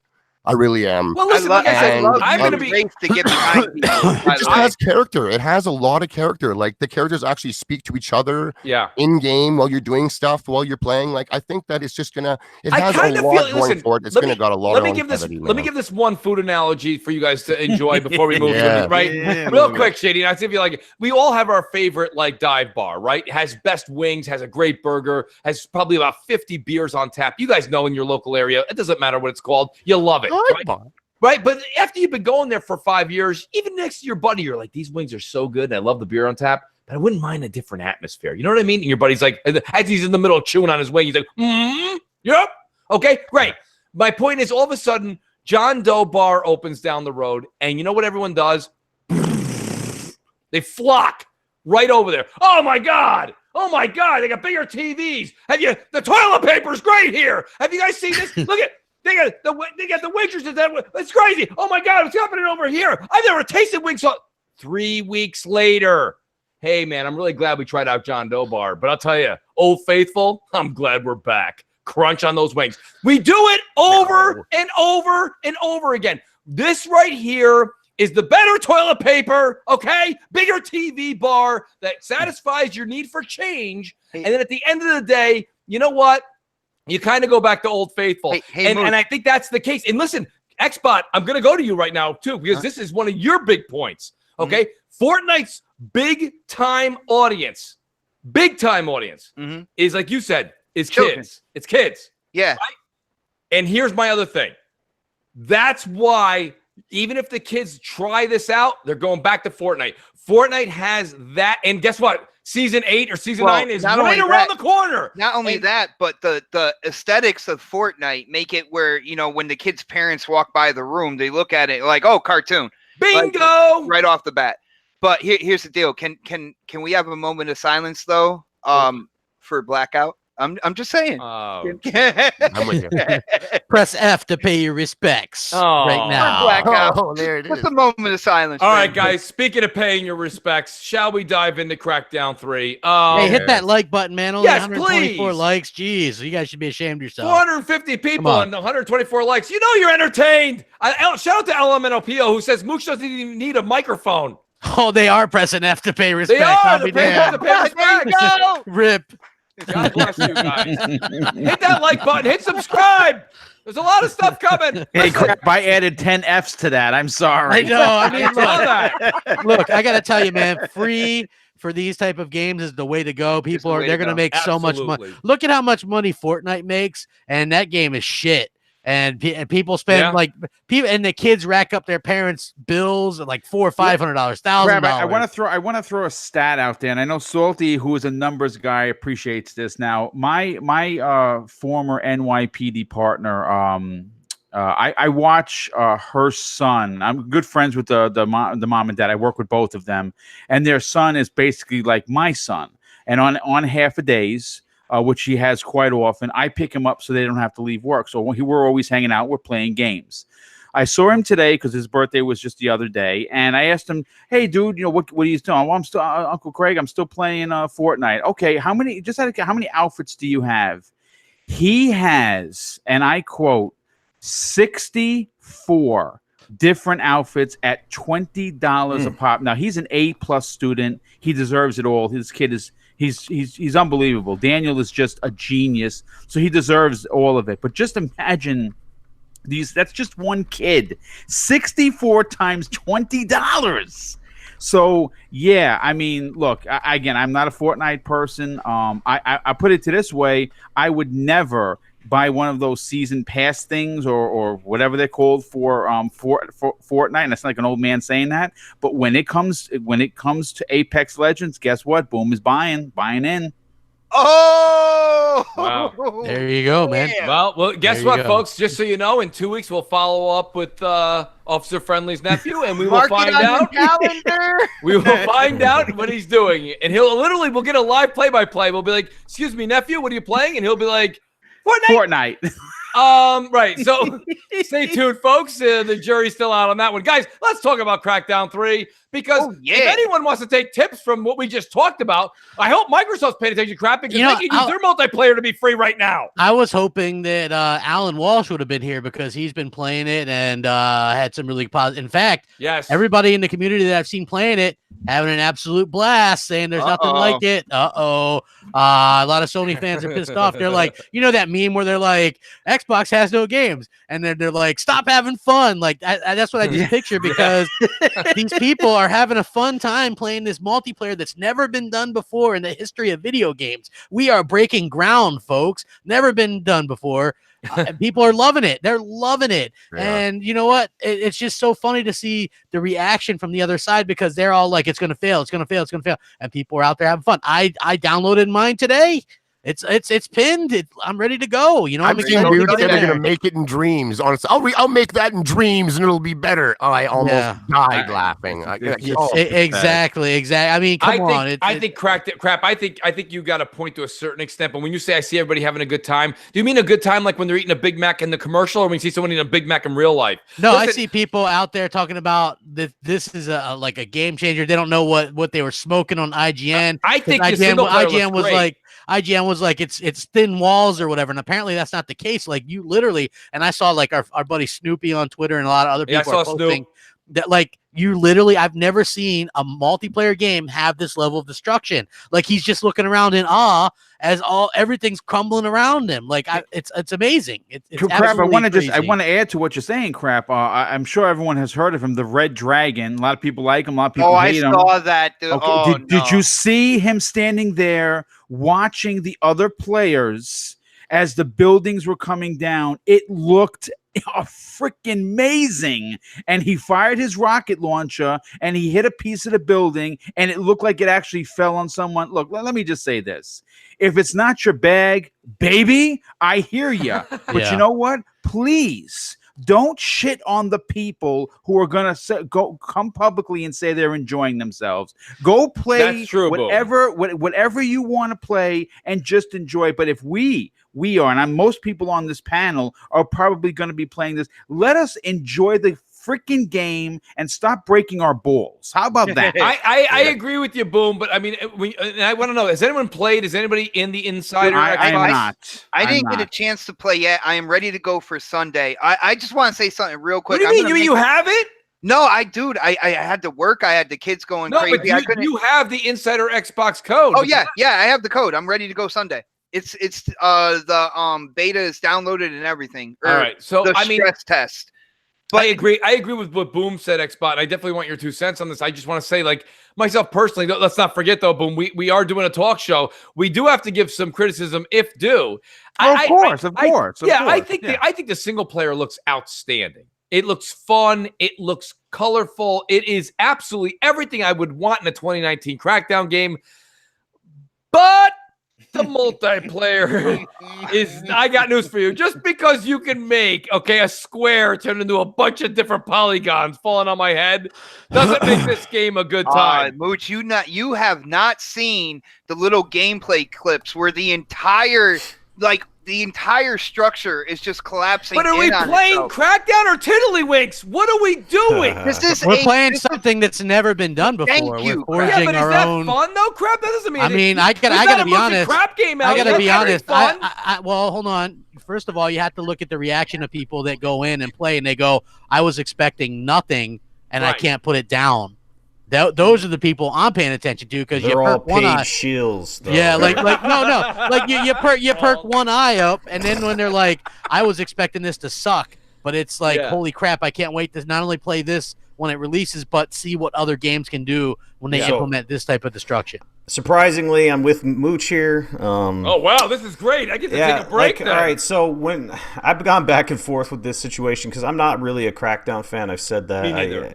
But is that it was the disclaimer before your opinion? Right there. No, but Crackdown fan. So the thing is though, the more I saw about the campaign and the updated visuals and all this stuff at E3, and then I saw the trailer for the multiplayer, I got hyped, man. I'm not gonna lie about that. But the more and more I'm looking at this this multiplayer, because I'm a shooter guy at heart. That's the way I like to play my video games. There's just something about that destruction. I don't know if it's the way the building's made with the color choices and the brightness there, and the way the buildings fall apart. Like when I'm in Battlefield, for example, Battlefield, the new one, if I roll over a building and if I shoot it, it looks like a real building's, like the physics of it, like the building crumbles. It breaks the same every time in Battlefield. I understand that, but it looks real. Like the weight looks real. And the rubble for the building is like already preset. So that's fine. I understand that. But just because it's technology and it's doing something that's never been done before, it doesn't change the fact the way it looks. Right. They're selling it looks like you're in Tron. Yeah, I was it looks like that's cool, you look like you're in Tron and there's paper buildings falling down. See, the thing is like in the auto lock shit, I don't know, man. There's something about that is going to get, like, I can understand if someone shoots me and they have skill, but if they have an auto lock on me, 4 people have an auto lock on me, what am I going to do? It's a new type of gameplay. It's called line of sight. And I know people will say that GTA did it before, but they didn't do it with characters that can jump so high, that can move so quick, that can duck around corners as fast as agents can. It is a new gameplay mechanic. And like I said, I just want to be real quick on this because I need another cup of coffee. Dude, it's like I said it Wednesday on Xbox Nation. I said, don't knock it until you try it. You just got to go off your gut feeling here, man. And you got to hear. You got to hear what I'm saying. Like, it's hard to differentiate between glass and actual building structure, and the shit that's falling down is disappearing. Like, it's not disappearing though. It is. It's a chaotic mess. Okay, and then how about you guys play it first, and then we can get back. Don't knock it to your credit. So there is another. You guys always have to have 2 sides of a coin, and I'm going on the other side of the coin. That's fine. It's all good. I'm just saying, like, Mooch, for a fact, he's never played a Crackdown game. I don't know. I don't. Crackdown 1, but it's not good. Yeah, for about 20 minutes. Sorry. And online with lock-on, boys. For about 20 minutes you played it. But I'm just saying, get into the game, try it, give it. If you don't like it, then it might not be your bag. But it's just like But crap, here's the thing though. You guys are all got pom poms and cheerleading, and you haven't played it. So my thing is that I don't understand. That's not exactly true. Well, okay. Well, you can speak to it. It's out there. I can't. Oh, but yeah. So yeah. you know, so you didn't play it. So, but I mean, well, I'm just saying. For me personally, I am a fan of Crackdown, though. You know what I'm saying? Yes. I am a fan of Crackdown, and I'm interested to see how this multiplayer works out. I've played other games that I mean, GTA has lock on. A lot of games have lock on. It doesn't really, but it's a lot affect slower. Like this is like a super fast-paced game, so I'm very interested to see how people react to it. It could be a good thing. Maybe people won't like it. I don't know. But I think that it's going to be a very polarizing game, and it's one of those games where people, when they review it, are going to be like, you're going to see probably a lot of 7.5s and a lot of 5.5s. Yeah. You know what I mean? Like people are going to just absolutely love it, and then you're going to have some that just don't get it. And I understand that. Crap, can I ask you something? You're a big Crackdown fan. Okay, and I'm totally giving you the credit there, and I that's why I really value your opinion on this. I just wouldn't you think it would have been better if it was just a single player game? No. Hey, I'm going to tell you why. I don't think you guys are gonna, Boom, you're not playing that multiplayer for more than 2 hours. I'll give you 2 hours for sympathy pains. No, well, here's the thing, dude. There's a lot of underlying reasoning why this is an important thing, okay? Sure, the multiplayer may not be your thing. I hear you. Again, 5v5, destructible buildings, maybe they fall like paper mache, maybe they fall like actual real tons of bricks. Regardless, it's irrelevant. What is the underlying factor here is that this is going to open the door for all of Microsoft's first-party games to take advantage of this cloud-based technology that they talked about years ago, and they finally got working. Now, boom. What about something that's old-fashioned? Not many people hear this anymore. What about first impressions count? And the problem I have here is that's fine. I actually think you're right. I really do. They're going to take this tech and they're going to move forward with it, and they're going to make it better and great, and we're going to love it in the future. But it's not ready. And and to be honest with you, it looks like shambles. And why not make Crackdown what 1 and 2 was?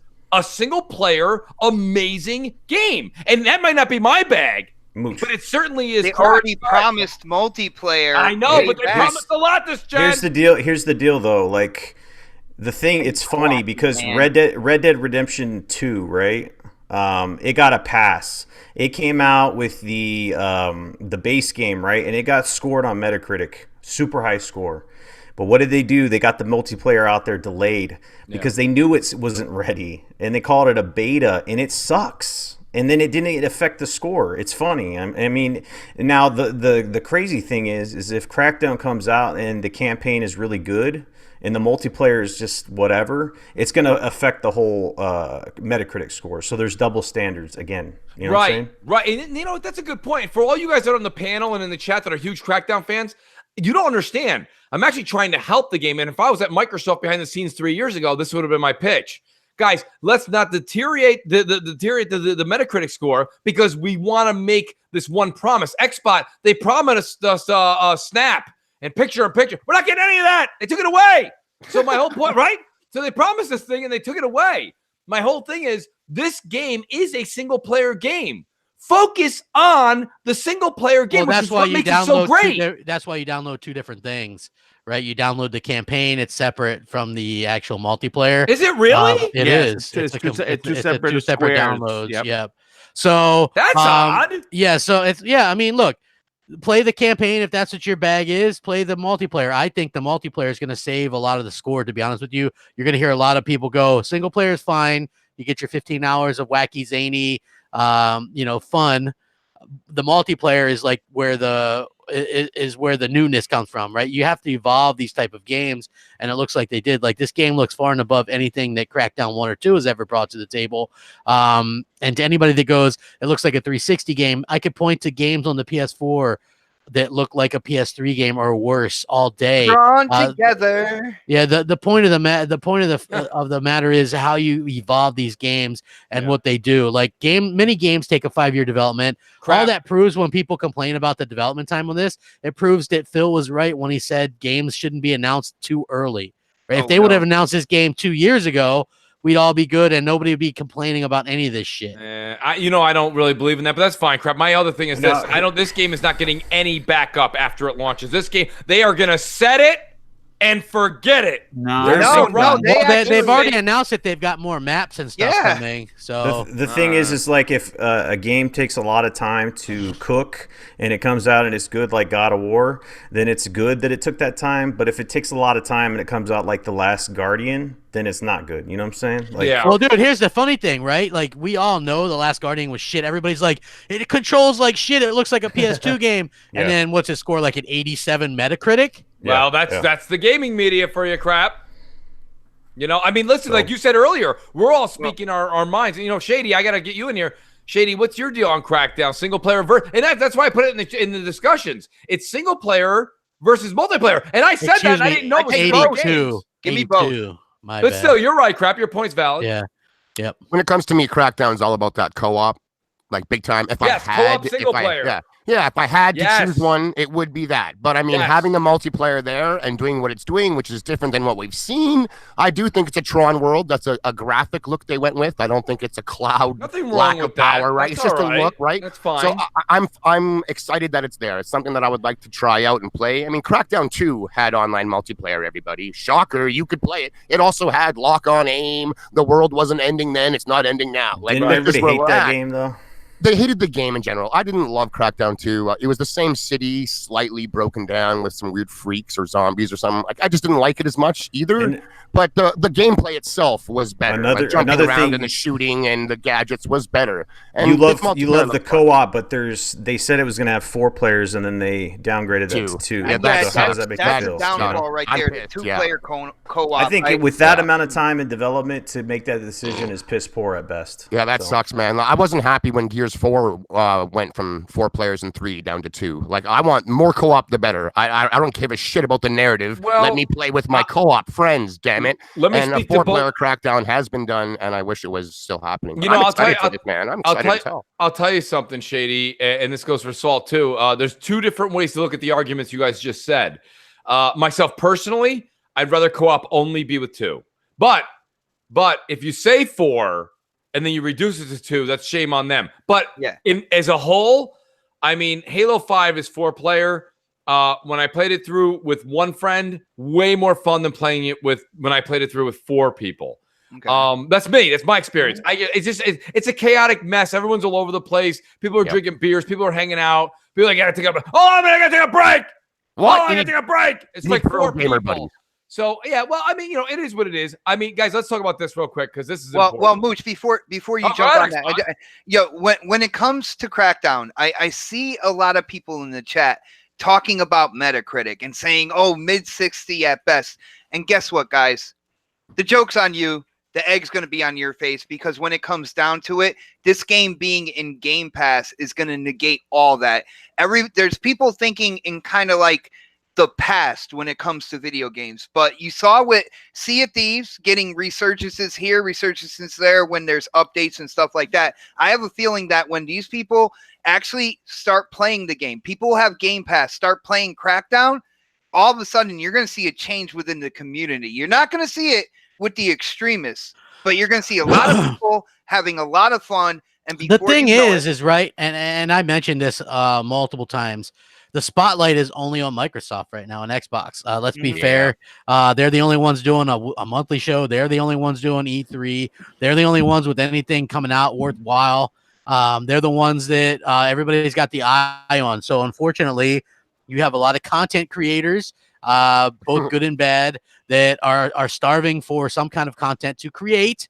And so you're going to see a lot of people who wouldn't give a shit about Crackdown looking for little reasons. I remember people doing this with Forza Horizon. They would look for they would look for the worst angles of a car. Look at that. People say this is great. It's like you had to zoom in and do some kind of flip-de-loop. Like, get out of here. Like, people are gonna do that with Crackdown 3, unfortunately.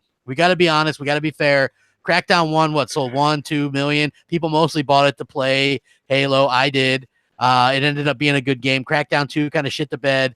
Crackdown 3 looks fun, but I wouldn't expect there to be more than 1 to 2 million fans actually that want to play this game. The rest are just people that want to pile on and get that negative hit out there because negativity spreads like wildfire. Positivity, folks, is what gaming needs. So people that are out there, of course, there's going to be a lot of negative. Don't be that guy just for the negativity's sake, right? If you weren't interested in this, for fuck's sakes, don't cover it just to be negative about it. Let people enjoy it, like Boom was saying earlier. It's no sweat off your brow, right? Like, let us, if we're gonna enjoy it, I'm gonna enjoy it. I'm, like I said, when I watch these people play this, like the IGN, like, I don't watch them, I don't listen to them. I'm watching the gameplay because that's what I'm like, oh, that looks cool. Look at that move. Look at that power. That power up looks great. Look at all the orbs. Look at that. The destruction's incredible. I'm not listening to the guy go, this is kind of boring. The walls feel like paper mache. I don't really know. Can I get back on PS4 now? You know, like those people don't really want to, play the game anyway. You know, like I don't understand it. That's a good point. It's one of the reasons why I started doing what I do is to sort of combat a little bit of that. Like, is Microsoft perfect? Are the games perfect? Hell no. But like, let's give them a little bit of a chance. People out there celebrating in the streets, like they want these games to do bad. Right. Yeah. And that's the thing that bugs me. I think, like, cheer on the industry a little bit. As much as I'm not like a PlayStation guy, don't I cheer them on? I'm like, I love VR. I love this. I love that. Like, be positive a little bit. In the past 3.5 minutes, you've done more advertising than Aaron Greenberg. I mean, I gotta be not commercial. Not for Crackdown, you didn't. On TV. No, it was Anthem. Not for Crackdown. It was Anthem. It was Anthem. Yeah. No, he didn't see. Yeah. Listen, this is my point. Crap, everything you said, I really do agree with. I think that's right. You won't see any negative videos or anything from me. That's not my thing. All I'm saying is I'm very Xbox, fix your headset. Unplug. Everybody cover your ears. Xbox vaping. He's vaping. No, but realistically, I think the fact of the matter is that I really want the single player to be more the emphasis. And we keep talking about the multiplayer because that's what Xbox keeps preaching. But at the same time, Xbox has done nothing to market this game. So, Crap, even though you and Boom have made outstanding points tonight, really, you have. I applaud you, and I think you're right. I got to say, when you see a parent not have faith in their kid, like Microsoft doesn't have faith in this game, okay, that's when people are able to kind of start attacking it more because, again, I'll use the same example. Days Gone. Days Gone is not going to be as good as The Last of Us. I'm looking forward to Days Gone, but I understand why you guys might not. Well, listen. But they have, but Crap, Sony is giving that game and that developer the benefit of the doubt and advertising it and giving it a collector's edition and doing this. I get what you're saying, but what else are they gonna what else are they gonna talk about if they don't talk about that? They can sink their whole budget into that one game. But Microsoft has something to talk about, and they're not. Fuck all. They just did a whole a big. They did an hour. They did an hour. Xbox. They did it inside Xbox. What I'm saying is, I wouldn't expect them to advertise Crackdown the way they're going to advertise Halo. No, right? No. I think they are I think at this point it's been a costly. It's been Spider-Man money. No. It's been a very costly venture, and so they're going to put it in Game Pass where there's millions of people that can potentially try this game. I tell you, Game Pass and see what happens. Is the best thing to happen to Microsoft in the Achilles heel in a certain other because every time something is keep playing that sweet music right there. Every time something is just a 63, a 70, or 75 Metacritic, we're all like, "Oh, it's $9.99. It's in Game Pass. You already have Game Pass. Who cares? Play it or don't." It's because what Microsoft is. Well, here's the thing. I agree. Here's the thing. No. You gotta look at the source though. We all know Microsoft had no, and I hate to beat this drum. They had no funding. So the games that went in there early, the Sea of Thieves, the State of Decay 2s, those games were games that were realistically going in there as like these, I don't know, like these little half-assed, they're low budget games, right? Yeah. I think what you're going to see is maybe not even with Crackdown, I don't know, but we do know that Phil did throw a lot more money at that game because it maybe would have been that 50-something Metacritic, and I think we're going to get something in the 70s.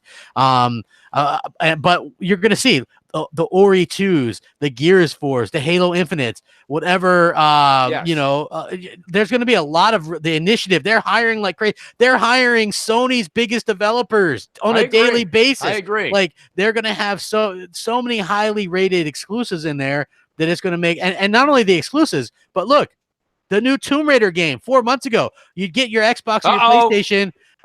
You know, do you pay $60 to play that? Hell no, you pay your $9.99 and you play all your damn Xbox exclusives and that game too. You got a Hellblade, you got all that stuff. Like I was looking at it today. It's really an impressive lineup. It might not be my bag because I buy everything. Right. But if you are just coming to Xbox, why not buy your Xbox? Which is on sale right now, and get you a month, get you some Game Pass, and you have all those games. Why not while you're waiting? Okay, like crap. I'll use your evidence. Why not while you're waiting for your big games like Gears 5, okay, and Ori and all those other games? Why not take Metro or Shadow day and date, not 4 months later when everybody already bought it? Why not start to get the hardcore crowd in there and the casual? It's Phil who said he wants 2 billion gamers. If you want 2 billion gamers, that includes the hardcore too. Why not put some of these games in there as a stopgap while you're waiting for your first party to develop and build, and put Metro Exodus, instead of doing a stupid marketing deal that you're barely marketing, I might add, your own game, Crackdown 3 craps at it himself. An hour of marketing went into Inside Xbox. Okay, I haven't seen anything otherwise except for the Crackdown socks Aaron Greenberg's wears on Sunday nights before The Walking Dead. Okay, that's all I've seen from them on Crackdown 3. So my point being is, why not get a Metro in there and make Game Pass this juggernaut that it can be? Well, you have to. It's really on the publishers and things like that. I'm sure publishers all think that publishers love money. I get that, but Microsoft. But right now we know that they're trying to get like the content creation of their own. And when you could throw that money towards buying studios or making your own exclusives, I think that takes precedent. But I do think developers and publishers of some of these lower tier games like Metro, some of these games, like they're going to be more interested in using Game Pass now as a day and date thing. Yeah. Based on the fact that, you can get swallowed up, like Tomb Raider got swallowed up. Metro is going to get swallowed up completely. Yeah, I don't really know anybody that's excited. Like people go, it looks great, but I just don't see anybody going, man, I can't wait to play. It's a shame, crap. You love Shadow, and I believe Metro has a lot of potential. And these are Metro looks great. It does, Xbox, and I'll tell you right now, no one's going to play it. The sequel to the sequel. My name is the sequel to the sequel that nobody played. The series is slept on. I mean, I admit that. I just got into it big time myself a few weeks ago, and it blew me away. It blew me away, man. The atmosphere in that game, the story is great, the shooting is great. It's got some horror elements to it. Like, it's fantastic. Don't write that off if you haven't tried it. Load it up in Game Pass. Give her a whirl. Anthem had my #1 hype level since the very first reveal. And then after playing Metro 2033, the Redux a few weeks ago, and watching this trailers and stuff for the new Exodus, that has my now #1. Like, I am so hyped for this open world Metro. I can't even understate enough how much I am excited to get this game. I got the gold edition pre-ordered. Man, I'm hyped. It's just so amazing looking. The mechanics that they have when you're out in the desert rolling around in the dirt, your guns can get dirty and jam up on you and stuff, so you have to keep cleaning them. It can just go on and on about why I'm a fanboy of this game now, but wow, I think it's going to take a lot of people by surprise. Will it sell 8 million? So wait, JD, are you buying it day and date? Day and date. I've already got the gold pre-ordered, man. Let me ask I'm so sold on this. It's going to catch a lot of people by surprise when they play it in Game Pass in 6 months. It'll be months down. But that's 6 not months even down the road. 6 months. And I'm glad that 3 happens.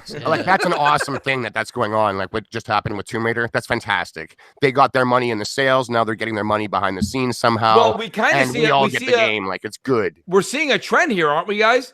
We're seeing that Shadow big marketing deal with Xbox goes in the Game Pass 3-4 months later. You can count your bottom dollar with the other 2 games being in Game Pass, that Metro Exodus is going there. And I'm with Salt. See you in Game Pass, folks. There's 6 other. Shady, you know what, Shady? You're a big listen. Shady, some of the great things you said on CrossFire were some of the issues you had with games that went into Game Pass that were on sale.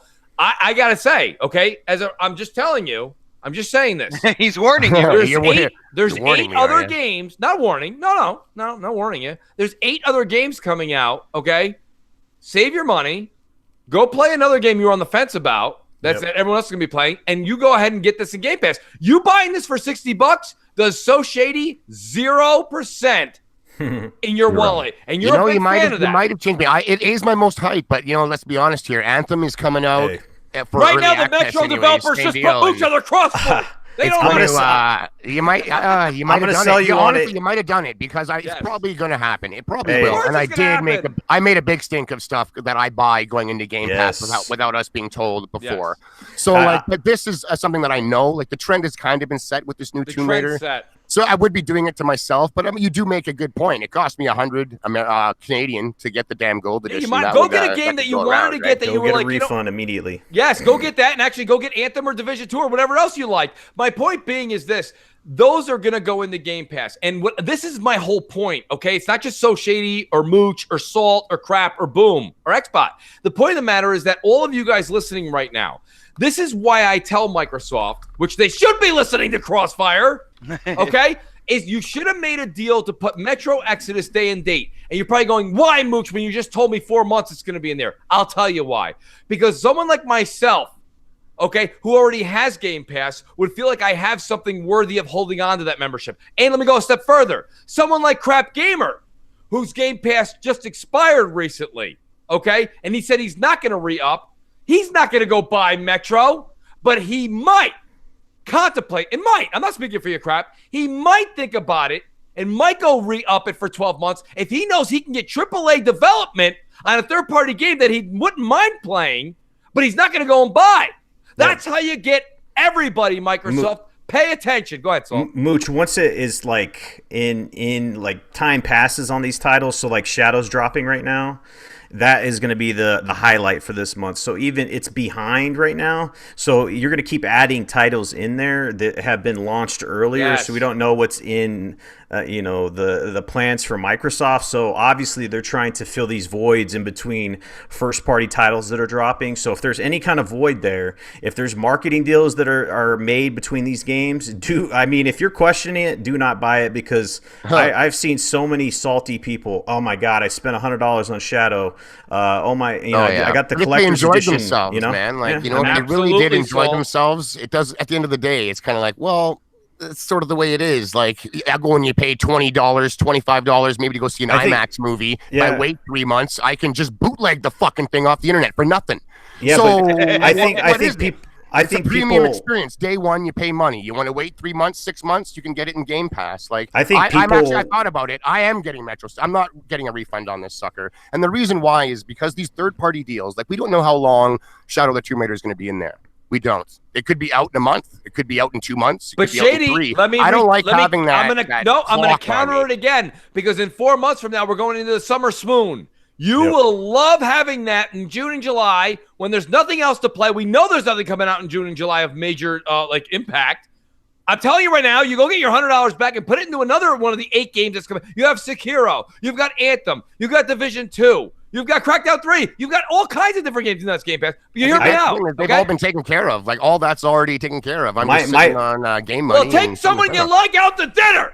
So my point in all this is up till this date, when we got Shadow of the Tomb Raider, it wasn't a for sure thing that we were getting AAA multiplats of this level and this caliber soon after launch. You know what I'm saying? Yeah.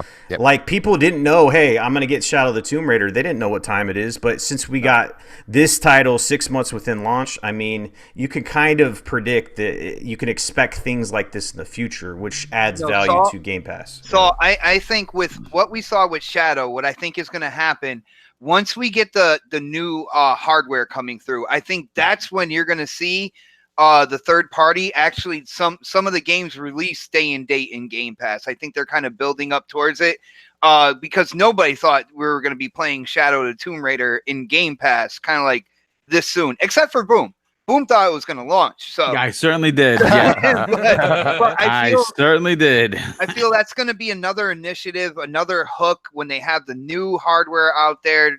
They're refreshed. They're aggressive. I gotta say, just sometimes arguing with some of these PlayStation dudes in the chat, you literally have better luck standing next to a brick goddamn wall and talking. Bang your head in. Yes, it does. They do not understand. It's like this. It's like the PlayStation dudes that swear up and down, when are the games coming? They're shit games. And you bring up they're like, Game Pass is where they dump all the shit games. I'm like, Forza Horizon 4? I mean, you think Gears is going to be shit? You think Ori 2 is going to be shit? You think Halo Infinite is going to be shit?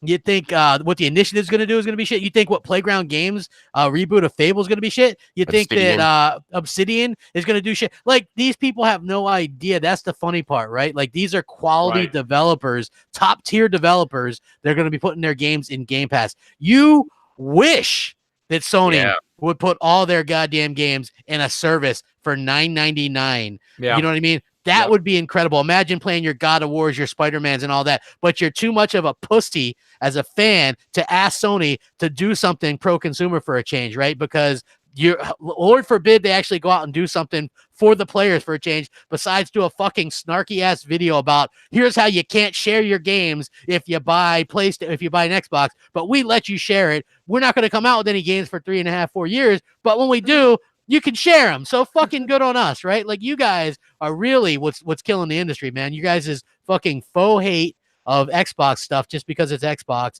and your constant praise of Sony, despite the fact that Sony doesn't give a shit about you. And Sony what are they going to bring you this year? A half-ass game and Dreams. And you guys are going to be happy about that. I would be pissed that they sold me a lie. They sold me a PS4 on these other games, on The Last of Us 2, which was introduced years ago. That's going to be a PS5 game. It'll be on PS4, but fuck, who's going to want to get it on PS4? Death Stranding. How many damn trailers of this do we have to see? 4, 5, 6, 8? This game's not coming in the next 2-3 years, right? Like, these games are so far away, and they sell you on this bullshit, and you still clap your hands for them. So continue to clap your hands while they pull out of E3s, while they pull out of PSX, while they pull out of... They're giving you nothing to be excited about. Microsoft has done the exact opposite, but you guys still act like a bunch of ass buckets. So yeah, enjoy what you got with Sony's nothing, and we'll be seeing you guys next gen with the most powerful console, and we can pay $9.99 and play whatever launch games we want. Peace. I gotta say one thing. Craps Rand is right in one thing. You guys, PlayStation's gotta, no offense, you gotta pony up. They've got to actually get that, right. They have to. They've got to have something to combatant Game Pass, and I don't know if they can. Crap, that's the thing. I don't know if they financially can do that. That is it's a major infrastructure, and it's also a major hit because they're making decent bank on their exclusives. So I don't know if they want to do that. Dude, but their stock just took a huge hit, man. Are you kidding me? Their investors are pissed that they didn't do as well as they were supposed to do. Yeah. Whereas if you look at Microsoft, they made, I think, 6 or 9% in the same time frame of profit, where Sony I think lost 2.3%.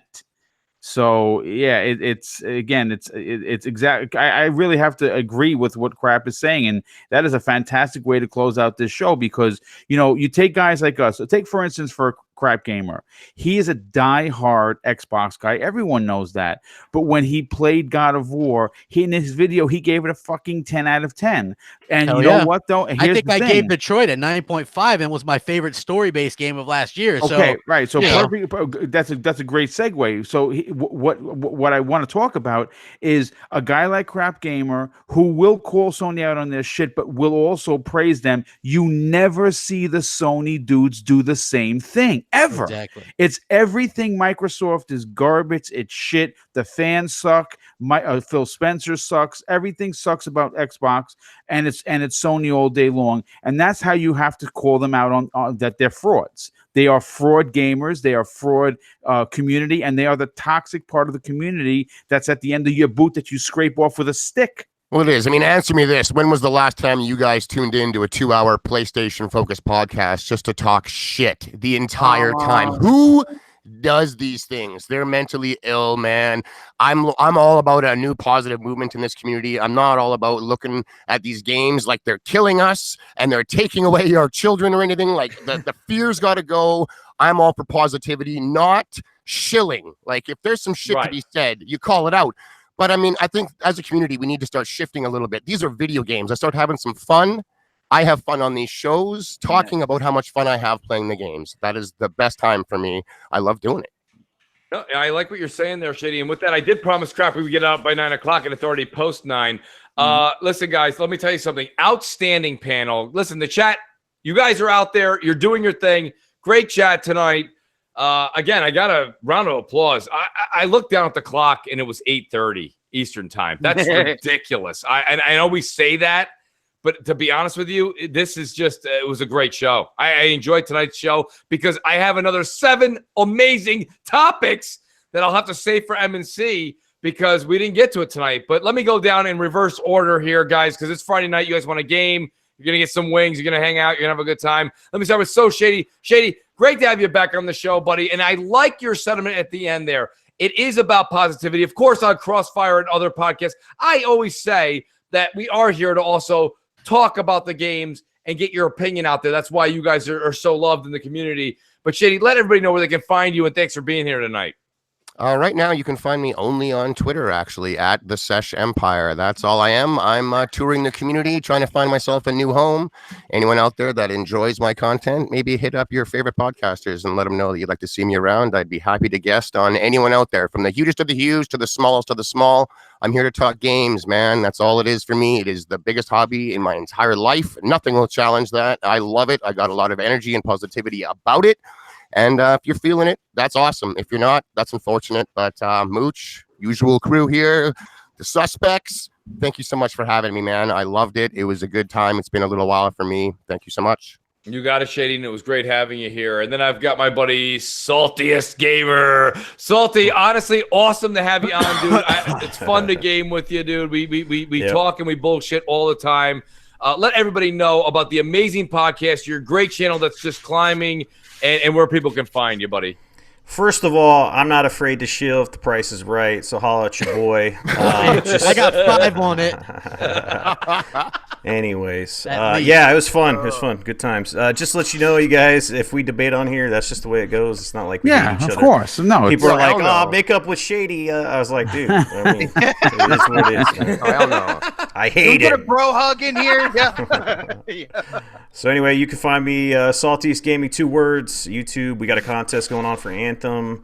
Gonna be giving that away the day before Anthem drops. So Thursday night on the Saltiest Gaming podcast. Find me on Twitter. I'm almost at 3,000. We get there, we'll do another giveaway. Saltiest Gaming, the I is a 1 because some bastard took my handle and he doesn't even use Twitter. I mean, Same thing happened to me, buddy. I hear you. Yeah. So thanks for having me on, man.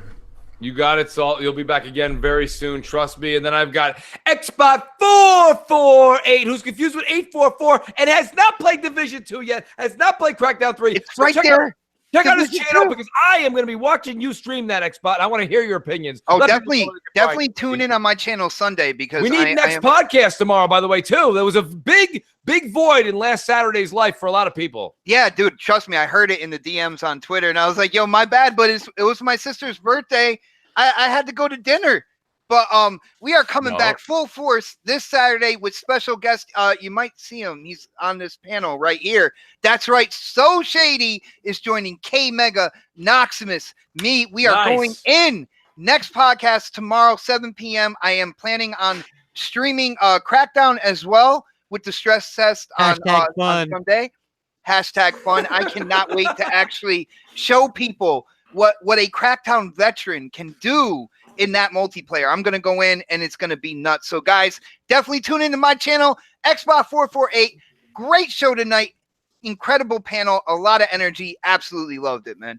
Real quick thought. I appreciate you calling me out on that one too. I am showing up in your show tomorrow. Thank you. It's my bad for not mentioning it. I'm still kind of rusty to jumping around a bunch of programs. I got your back, bro. And one more quick plug. If you like the new look of So Shady, you can thank J-Dubs of the Graphic God, man. The guy he does good work. Yeah, he does good work.